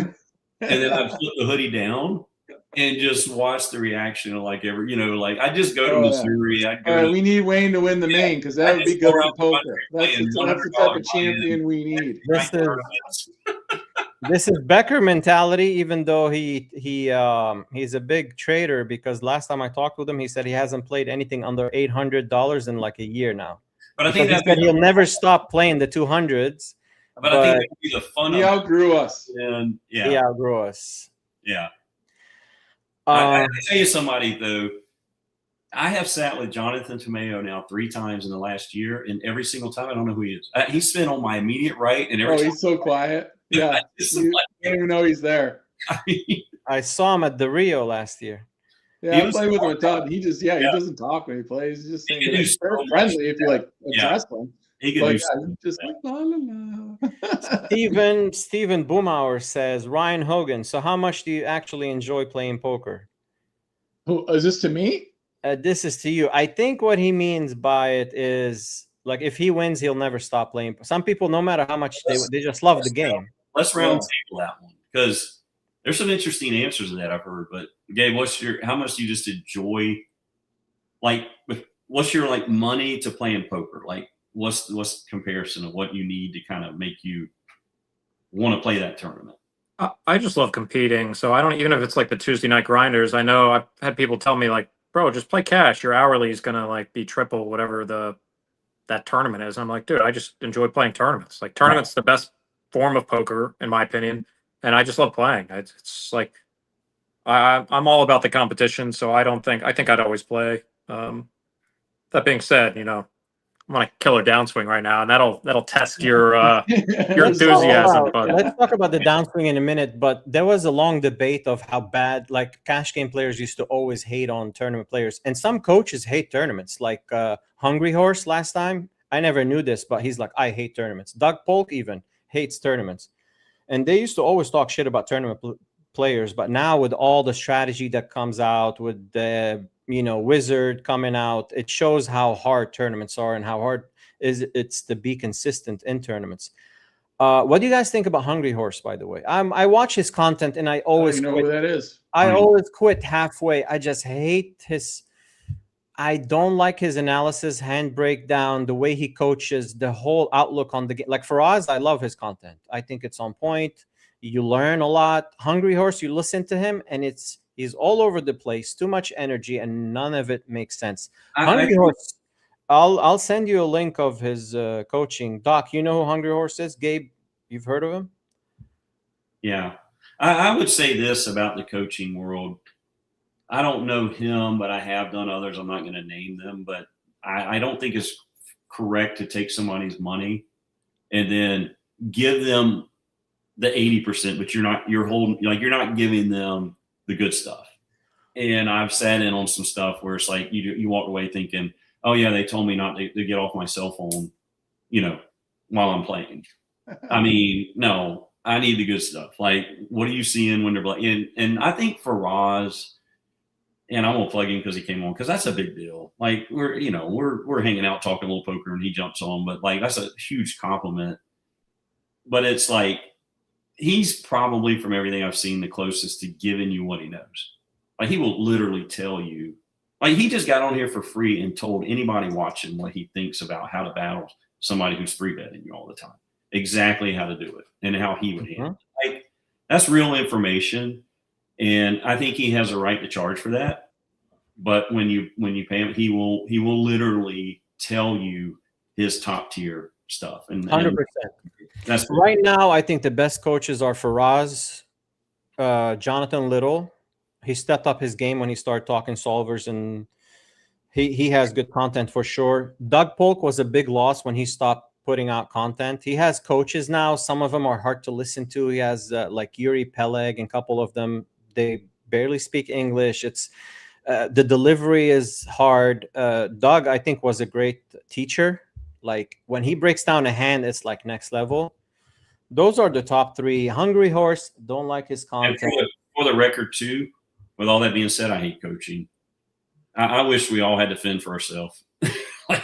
I feel like you're like me, Doc. You're self-taught, right? Yeah, if I had to, I would be so much more successful if there was no coaching. And I just had to. There's way too much. There's like an influx of information out there. It's hard to pick what's good and what's bad.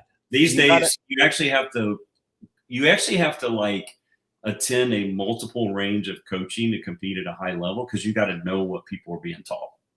Like that's why I don't like wearing. I get nervous wearing patches, because now you can kind of start knowing.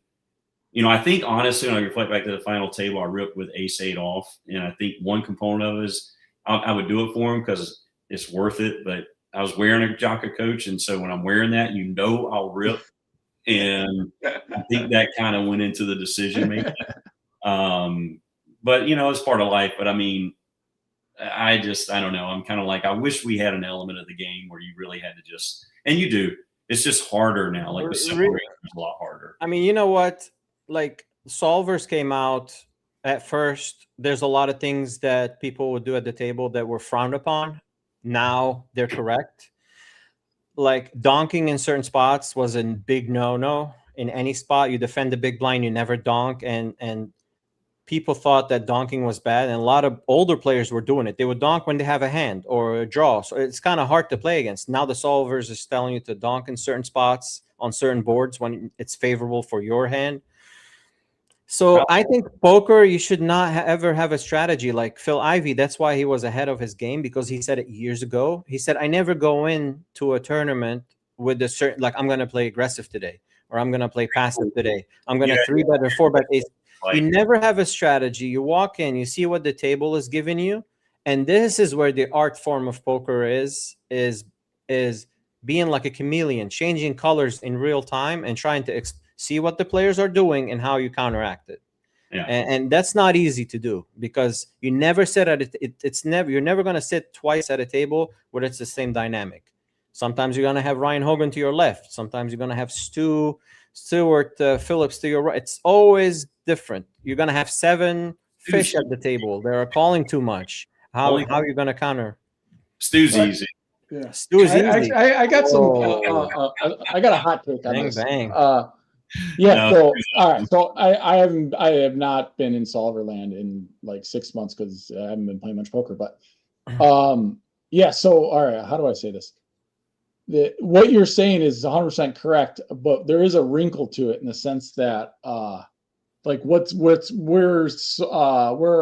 this is all going now is kind of changed since like I said, I'm behind now, so this is not cutting edge anymore. But like since, we'll say, last April, the whole GTO Wizard solver stuff really switched when the capabilities of the solver itself changed, where they opened up the ability to node lock. And so now it's not really like, now like people are catching up and they're using GTO Wizard and they're getting their outputs and stuff. But that's not where everyone else is at now. They already moved on to that. Now it's all about doing these crazy node locks. And if you think about it from a theoretical standpoint, that's really not any different than exactly what you just said what Phil Ivey's doing. He's just node locking in his head, right? Oh, he's like, okay, we got these type of ranges, these type of ranges, and then he does his crazy node lock in his head, and that's how he's determining his play. Well, that's what poker theory is now jumping to. Like, okay, Ryan, explain to the amateur what node locking means. So when you're inputting a hand that you played at the Hard Rock.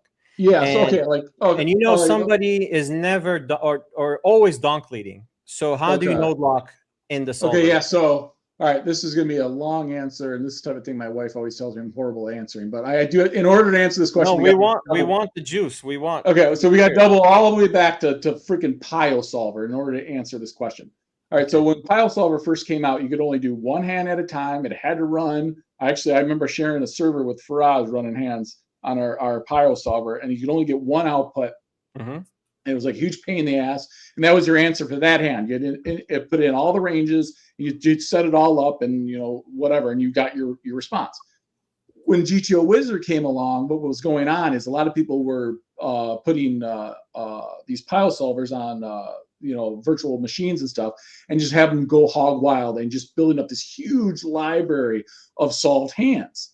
And that's really what GTO Wizard was version 1. It was just this library of a gajillion pile solves.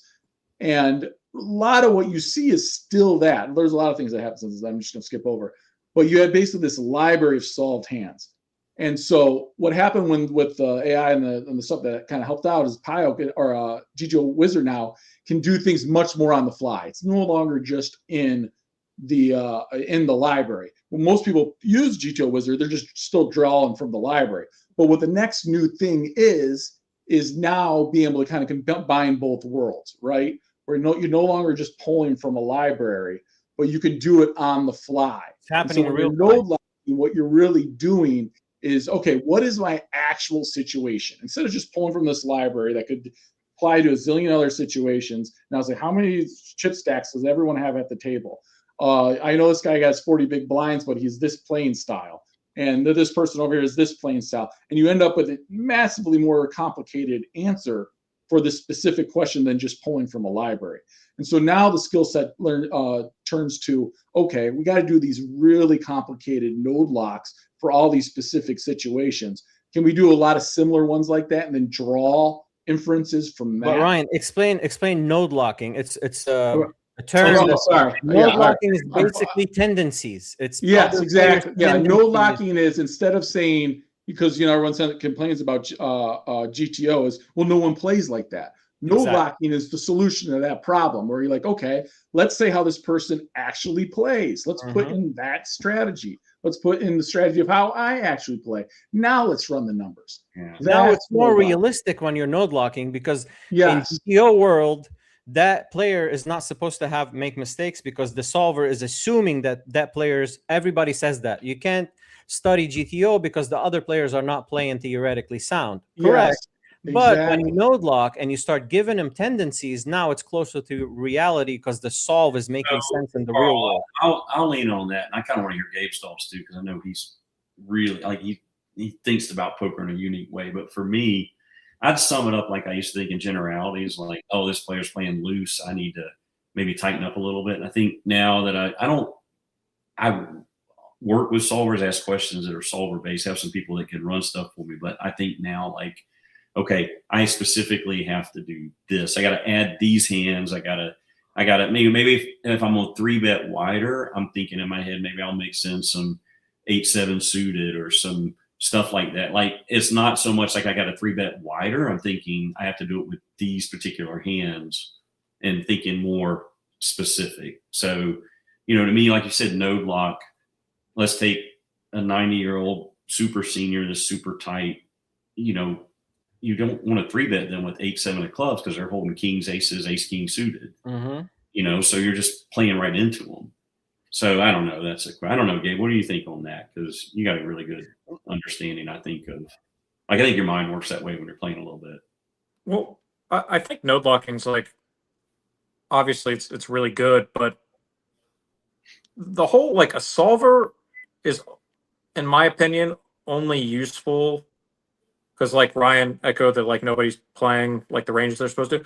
A solver is giving you an output based on concepts, right?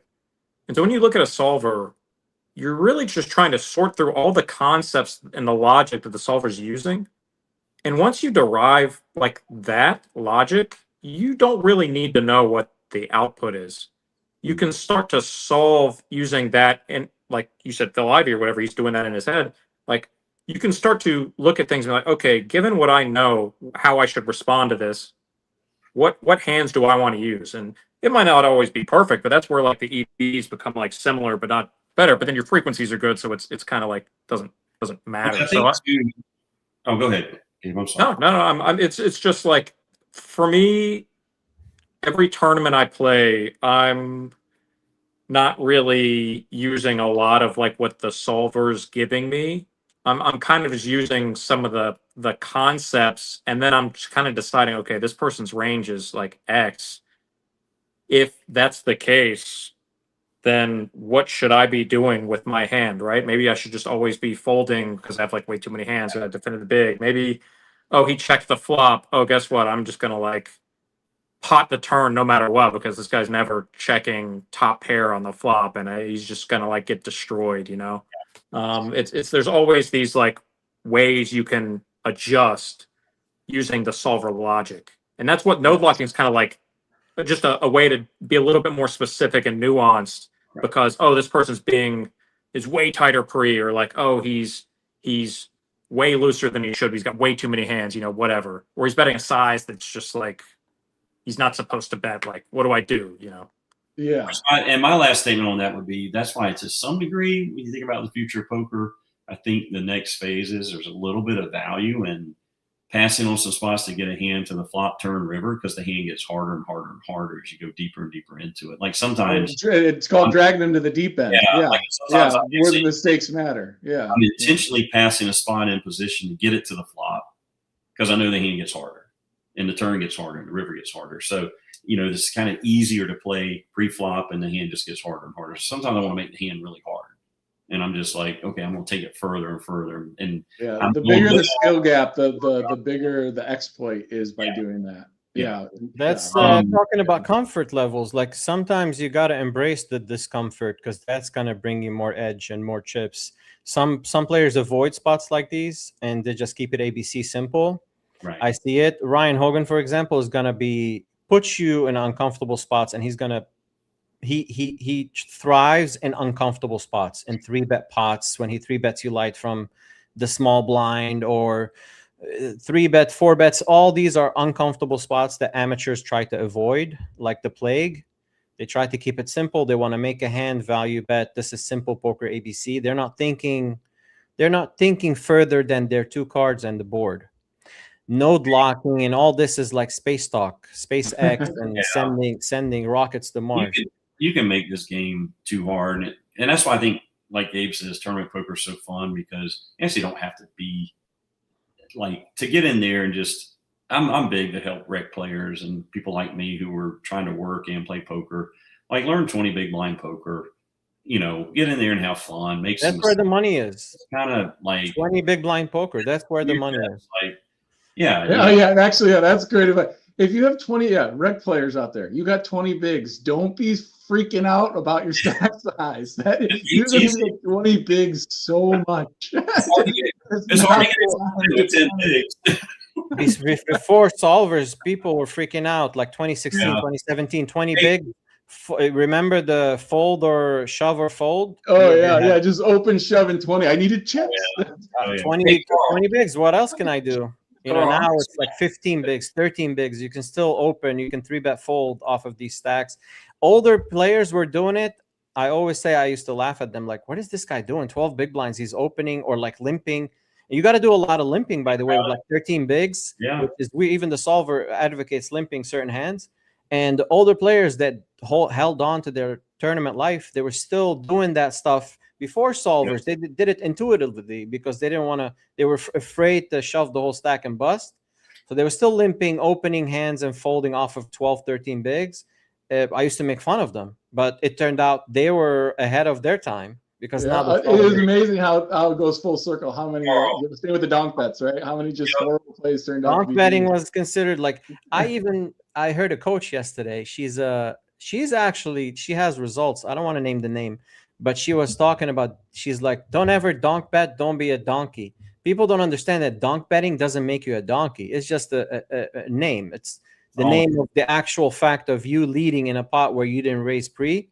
You're taking initiative in where you shouldn't have initiative. So she's like, don't be a donkey. No. Donking doesn't make you a donkey. It's just the board tells you whether or not you're donkey, not whether or not you're a donkey. Carl, you guys got me jonesing for some poker. I'm gonna go hit the 6 o'clock play. You know what? Let's finish up the doc. We're at 2 hours. This was very interesting. We took our time, but let's rapid fire those questions, because I always like to mention them. Ryan Hogan said to me, he's like, you know what? I think I can make it. I can't stay for sure until the morning. He's here. I'm waiting on an email. It took some doing, but I got here. Okay, now let's go to your page, Doc, and you have some questions on there. Oh Lord, I don't even know. What's the ones you were at the end, like hoodie or something? Yeah. I'll fire them real quick, but let's mention the chat. Can't wait, and that title, laughing emoji. Andrew DeFeo. Oh yeah, Andrew. Yeah, he's good people. Poker, I think that guy works hard at it. I think his day's coming, but he works. He's got a few nice results, but I've played him in the future. I haven't had a chance to play with him too much. Like, I don't think I've ever 3-bet him, but he can play. Yeah, he's got results. He puts the work in for sure. We got Joe Ferraro, Wayne's poker secret with his knowledge and special powers of sleep dentistry. Oh, sleep apnea. Yeah, like he lulls his poker opponents into a sedated trance. We'll have to do sleep apnea another night. I think most of our crowd wanted poker. Yeah, we're gonna have to pass on that. Marsha Wolak, shout out to Marsha. You will enjoy it. He does a good job. Thank you, Marsha. Marsha, I somehow traded hats with her. This is a Marsha Wolak hat that she won in a circuit ring in Pompano. Her last circuit. That's awesome. and I got it from her. So I got me a signed Marsha Wolak. She signed it. So I think that's going to pay off one day. So Marsha is a beast. I love how competitive she is. Julia Hall, one proud mama here. Mom, yeah. Oh, that's your mom. Shout out to Julia. She's going to meet you now at some point. You bring her to call her Juju. It's Juju. So Juju. Okay, you're going to bring her to Hard Rock. She'll love you forever. She'll buy you a drink. Yeah, Juju's awesome. Constantine Chrysostom. I'm butchering the last name probably. He put an emoji with the sunglasses. Oh yeah, yeah. Dino. He goes by Dino. He's a dentist. I Shout got a out whole to dentist Dino. world out there. I think I'm doing damage to the world of dentistry because I got a lot of dentists that are trying to now they want to be parasailers and they want to go, sail the world like they all. No, drag them into the poker world. Come drag them on. into the deep end. I want to live the dream. Felicia K. She says, "I'm very impressed." Awesome emoji. High school, yeah. I'm not going to go any further with this. Yeah, You got a picture, Doc, with the family nothing really here. there, but yeah, cool high school. She's cool. Are these your kids in the picture? I don't know if you want me to show Yeah. them on screen. Yeah. Yeah, Tyler and Brianna. Neither plays poker, neither does dentistry. Brianna got into law school Oh, yesterday. oh, I remember us talking about that. Yeah. Trying to get into Stetson. Yeah. Yeah. She's thrilled. Yeah. Proud of her. Love the kiddos. Yeah. Good stuff. I'll pull the picture here in a second.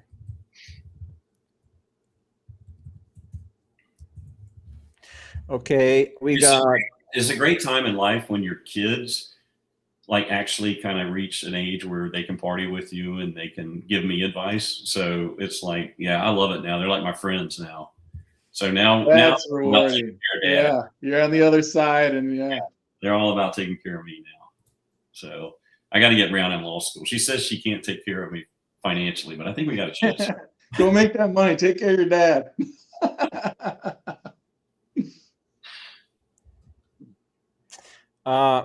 We're gonna rapid fire here some of the Let's do it. questions, and we'll finish. Oh, I think you sent me the pictures. Okay, Let's do the rapid fire. I kind of want to. Yeah. Yeah, let's rock those out. For sure.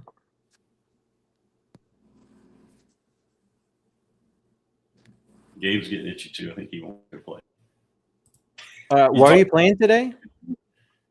I'm not playing anything. I'm gonna go to Jacksonville this weekend and play that set. Oh yeah, this is cool. Excellent. These are the actual questions I wrote down before I went to the WSOP. I got a little theory. I call them swing balls, kind of like a golf thing. I kind of go into every tournament, every series with. This is cool. And I kind of go, hey, what are my three? I had 10, which was too many for the World Series, but I played my best poker. But I was like, what are three swing thoughts I'm going to execute? What am I really going to focus on? And I think going in, I was like really struggling with making big, giant calls at the end. And so a lot of it was focused there, but it was just like really, I had a real bad problem when I kind of turned pro. I would make my decisions way too fast. I was a decision maker. So I started intentionally going in the tank for a couple of minutes, but I would think about nothing. So I just was like killing time. So I started kind of thinking about what should I be doing, during these. Oh yeah, I'm going to Ireland in the end of March for the Irish Open. But I kind of wrote out, and I would read them every day at the World Series this year. And I was just how did these questions come about, Doc? Is it from random coaches? Is it just you? Let me tell you something is playing full time. Like I've seen all sides of it. Your best poker people to talk poker to is the people who love poker, watch it, study it, but they cannot play it right now. They will talk poker. I have a dentist friend and he will talk poker all night because he can't play it as much as he wants. So he lives through me. So he actually probably knows more about poker than I do, but he just never gets to play. He can't play. So he was like, think about this, think about that. And I love looking at bet speed, reaction on the river. But there was just things that I was thinking of. It's just kind of a cool card to have. Like this is where my head was at when I went into the World Series. I think some of those things are pretty natural for me now. And I think about other things, but at that time, that's pretty much how basic my game was going into the World Series. It was like, what kind of player are they? I just make a decision. And I was just really kind of peeling things apart. And I have to go back to that sometimes because you kind of take it for granted. You start thinking you just kind of instinctively know everything. But I like to be really intentional when I'm playing. Slow the game down. That's something I always have to tell myself. I play way too fast. Just say you want to work on 3-betting. I want to 3-bet more. No, I want to 3-bet one time per level. Let's rapid fire the questions, Doc, because we're at the 2 hour 20 mark. Sunglasses at the table, yes or no? Never Not seen. me. I've tried it. I just get ahead. I can't. I got a little bit of color blindness in the family, so it makes it kind of tough. And I'm getting to an age where I'll actually misread hands and situations, so I got to be real careful. I'll think I got one thing. You gotta know. Especially at Hard Rock with that lighting. Okay, Yeah, no spades and diamonds look the same. Although when I do it, I'm gonna talk to Gabe because I cannot figure out the sunglass thing. Maybe he can help me and get a good set. But You got to get the right lens. yeah, It can't I be just dark haven't lens. figured it out. Yeah. Yeah, dark lens at Hard Rock, you can't Yep. see. It has I to be. can't a even light. wear my glasses. I'm freaking blind out there. I think I tweeted this. I freaking folded. I called King High. Hero called. Guy flips over 9-10 of spades. I stare directly at it. I see 2 10s and I fucking muck my hand. I won't wear glasses. What's wrong with me? Just wear my freaking glasses. Wait, I'm getting better at poker, but in the last year I've celebrated a few spots where I really thought I won and I lost. I just can't. My mind is like it is fading a little. Yeah, He's got a 7 age. I know it. God, I know it. Poker face or table talk? I'm a table talker. I love to talk. But if I was playing with you, I'd probably be poker face. Like when somebody can out talk me, which is why I get infatuated with that. Like if I'm table talking, I probably feel really, really, really comfortable at the table. If somebody though is there's these alphas that are just amazing at it and they will tear you apart. I find table talkers hate a quiet table. So I'll intentionally make the table really quiet, especially in serious poker. So if somebody comes in like if you get like, not to glamorize, but you get, I don't want to say a name because it's like, I don't want to glamorize things, but you get one of these kind of loud, obnoxious, just wearing the table out. Best thing you can do is just say nothing. And it really actually gets them off their game because they are trying to get the table going. But I actually just like friendly table banter and chatting. Like I think Gabe, Ryan, and I were on the table, and it was like early but we were having a blast. I remember that was so fun. Yeah, those are my favorite times. Win, lose, job, don't matter. That's my favorite time. And a lot of times, like I consider Ryan, we're really kind of here lately getting to know each other. But Gabe, he probably doesn't understand how much I value him kind of taking me in Tampa. But we don't get to talk off poker. We're both busy doing our thing. So when you do cross paths on the table, it's like a natural spot to talk some sports and you too. How's that, buddy? You were like, Gabe can switch gears well. He can talk to the whole table, be nice, but when it's game time, he can flip a switch. Mode. That part's got the best warrior mode. Yeah, I mean, most table talkers are going to get more quiet as the tournament goes on. So you got to really kind of get all that out of the way. By the way, Doc, I didn't mention a big fact. You know that everybody that showed up on the spot crushed afterwards?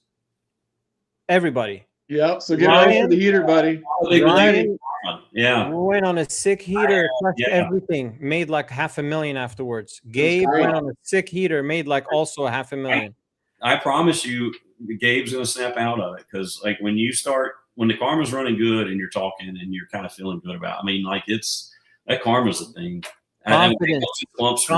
When things are going your way, you're confident. You're pulling moves. You think things are going to work out, and they actually do. When things aren't going your way, a little bit.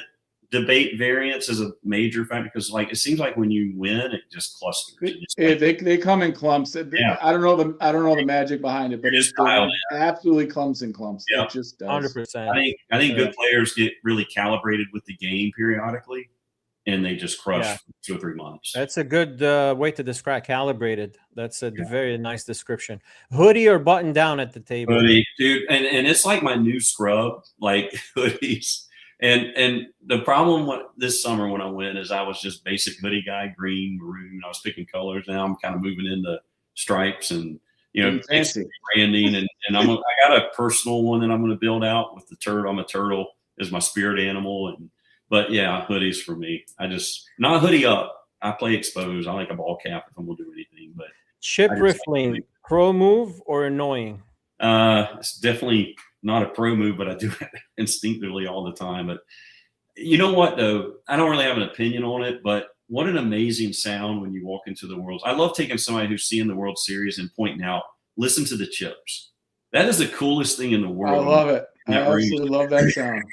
Yeah. It's just like What's annoying is sometimes players do a repetitive noise with the chips, or they tap the table, but repetitively for a while. Like riffling chips is fine, but don't make unnecessary noise with the chips. I do think though that chip shuffling is a way when you walk up to the table to kind of quickly identify who can play, like who's got experience at a card table. You know, like if somebody's doing these really amazing kind of finger roll things or stuff, you know they've spent a lot of time on a card table. So I think things like backpacks, chip shuffling, you know, like one of the best pieces of advice that I got from that Ben Scroggins was like, the best thing you can do in poker is be a dentist at the poker table and not a high-end poker player. Like be a dentist, just run with that. And so explain what being a dentist is. Like, well, you know, if I say, hey, I'm a dentist, you're like, oh yeah. You know, like Ryan was like, bring all your dentist friends in the poker. Okay. Like, when I was at that final table, they kept talking about Coot the dentist. Coot's my high school nickname that everybody uses that knows me, but it was actually based off the Dukes of Hazzard and Crazy Cooter, but it was like a bad high college nickname, but it got shortened from Cooter to Coot, and now I like it as Coot. So don't call me Cooter. But no, I think I kind of forgot my point, but it was just I don't even know what we were talking about being a dentist. Oh, yeah. So basically, like the longer you can keep the image that you're just kind of a wreck dentist player. So when I was at the final table, they kept saying "Coot the dentist," and David leaned over and he goes, "You're a dentist?" I'm like, "No." He goes, "You're not a dentist. You're a poker player." Like, you know, I don't know what you're trying to buying that shit for a second. Yeah, like I can't even do dentistry now. I haven't done it in 4 years, but I'm a dentist. You know, so. Best seat at the table, left of the fish or right? I changed it in the last hour before the podcast. I actually do want to be on the left because I want to have position. And now that means the better players are on my left, which is a problem. But if I'm trying to gain chips, I want them on my right. I want them. How about best seat at the table in general? Like what seat number? It used to be 2 and 5 because I could see the entire table, but in the last years, or 2 and 8, like on the ends, because I could take in the entire table. Now it's like I understand it now why a lot of players want it. It's 4, 5, and 6. It's better for me to see the hand. You know what I hate at the Hard Rock? I hate the wooden, like the rail. I like that there's a rail you can put your feet on, but the wood block that blocks your foot from going further, like that shouldn't be like real nice. Yeah, I put my feet on top of that, and whenever there's gum underneath there, it ends up on my knee. Like, and too, like you know, a normal table, the rods should be in the middle and the sides should be open, so your legs can move freely. Yeah. But they have whoever the engineer behind designing these tables is not that bright. I mean, I'm looking for an advantage on the table. I think if you're like, if I was playing cash and I could pick, I'd be picking a spot where I could see everything all at one time. So the ends are where you can see it all happening. You don't have to look right and left. One problem with being in the middle is you can only watch one part of the table at one time. So you have to you're only able to observe half the table at one time. Now our eyes are old and we need to be able to see the board. Yeah. No, I know. That's why I need 5 anymore, because I can't really. In a high pressure situation, what percentage are you of it you're looking at the player, and what percentage of it you're thinking strategy? So how much you're picking off? Like, because I see players sometimes in big spots, they don't even look at the player. Like the player's right there, they're looking at the board or a certain card, and they're trying to make a decision, not even a glance at the player. You know how much information there's? I haven't done it yet, but I've been getting a lot of consideration of looking at my cards early moving forward, because I don't think I really give anything off. And it's hard to stay focused all day for me now, but I think if I looked down and knew the hand had potential, I would be a lot more observant as the cards came to me. So I'm starting to think I might start looking at the cards early. So how do you do it now? You look at the players first? I wait till action gets on me. I just kind of learned that way. Like, don't look at your cards early. It has its benefits, but then again, if there's somebody's looking at their cards early on my left, that's an area I will hone in on very quickly, because there are subtle movements they'll make that indicate they're not interested. You know, Yeah, If I you're feel like new to the game, I would not look at your cards early because you think you're being cool, but people have different actions when their brain triggers different things. You know, okay, big spot. Somebody bets into you on the river. You have a marginal hand. Where are you looking at as far as tells? What part of the body? I try to catch them off guard, so I like to kind of look away, like I'm studying the board, and then throw a glance Mhm. because you kind of take their defense system down because they think you're not looking at them, and you got about 1 second to figure it out. And if So what aspects are you looking at? man, it might be just kind of I look for like a subtle overdue of some sort. Like if I know somebody's strong, I'll watch somebody that hold their core cards in that moment because then I can tell later if they're strong by the way they might grip their cards or put their finger like it. But it just kind of sometimes I don't actually make a play based on a tell. It just contributes to You're just looking at the overall energy they're giving off, not a certain. It's just kind of you give somebody enough of a glance, everybody typically starts to they start thinking, what are you looking at? But I don't like to make it obvious that I'm observing people because they'll put on a show if they know you observe them. I don't. If they're advanced, yeah. Sometimes when you look at them, they blink. More and more players like us, that's what I'm playing with most of the time. When I'm playing serious poker, it's against. I mean, the other day I went down to Hard Rock and I thought I'd register early. Now we're just kind of chatting as friends. We probably lost our audience, but whatever. But I thought I was like going to jump in early and get some satellite players. No, I walked up and first player at the table to say hi to was Darren Elias. My first 6 players were Darren Elias, Aaron Zobian. I didn't even know it was Chris Moorman. I knocked him out and somebody said, good game, Moorman. I'm like, oh, that's Chris Moorman. And then some other $5 million winner. And then John Pointer, who I think is going to be a really good up and coming. Now he probably is good, but I mean, he's a good player in Tampa. That was the table of 6. And I thought if I registered early, I'd get some satellite players. And I survived it. I mean, I think me and Darren and John were the only ones that made it to the end of the day. So I was proud about that. But that had nothing to do with money. I sat with the best in the world and I hung in there and I built chips. I mean, that was a good day. That was a good day. Talking about tells, by the way, I noticed Gabriel lately, he looks at players' feet. Like he'll be sitting next to somebody and he goes like this. If you notice at final tables, he just keeps going. Yeah, I'll do that. At their feet. If the good time for me to do that is when they're actually focused on something else. So if they're playing a hand away from me, I'll rock back and kind of see if I can catch. That's if you can see somebody's feet, because sometimes they're across the table and good luck seeing their feet. I don't know though. I mean, don't look at my feet. I have happy feet whether I have it or not. Right now, if I can show you my camera, my knees. Rocking. I think in the end it's a math game. If it makes sense to, sometimes people fold situations where you only got to be right 1 out of 6 times, and it's like they just fold it. It's like, is it even worth trying to figure it out? Like, just make the call and live with it. Were you good at math, Doc, in school? Yeah. I mean, I watched out at Calc 3. That's when I realized that there were people smarter than me in the world. But deep in the tournament, like later stages, there's a lot of chips in play. Are you always keeping track of the pot? How much is in the pot? I don't know if you can show that 2-2 bluff I pulled on day 4 in the Monster, but it was the best hand I played of the year.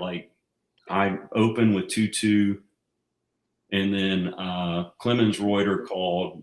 And then a guy who I'd already done my research because we had the app, but I looked him up. I knew he was not an experienced player, and this was a big deal. I knew this was his biggest score.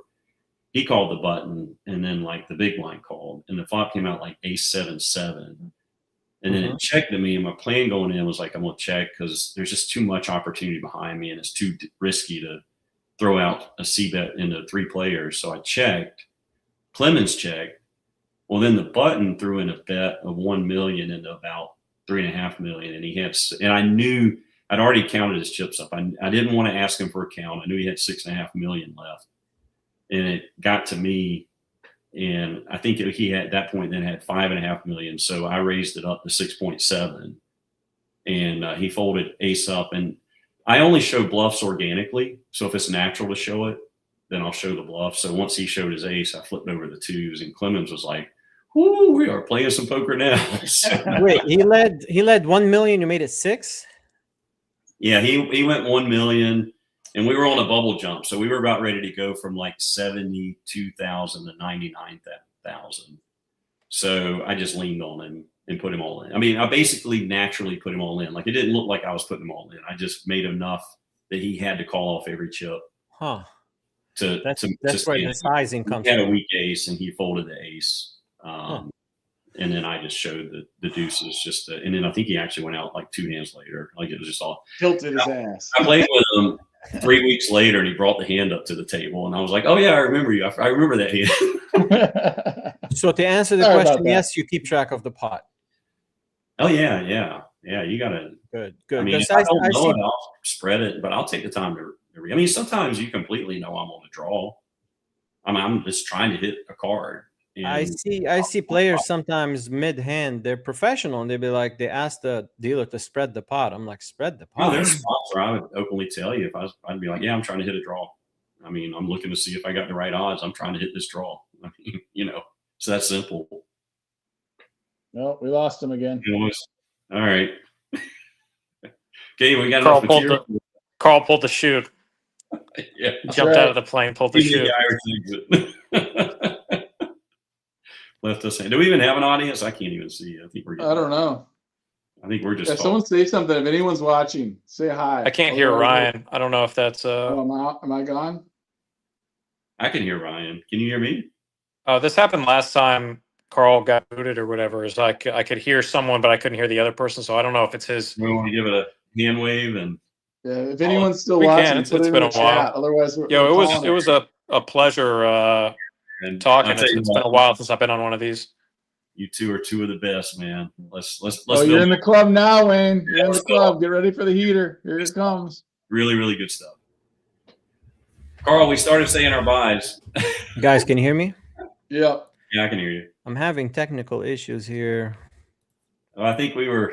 Well, we just lost game. All right, I think we're on it anyways. And yeah, we were going to give the hand wave, and Oh, we already lost. Oh, you see Carl? Oh, Carl's it's gonna be gone. the most anticlimactic ending to a Yeah, podcast. anticlimactic era. I'm signing off. Yeah, I'm signing off. So, All right. All right, we're all Good pod, Carl. You did good. thank you, Carl. Happy birthday. Yeah, happy birthday. Oh, happy Carl. birthday! Yeah. Can you hear me?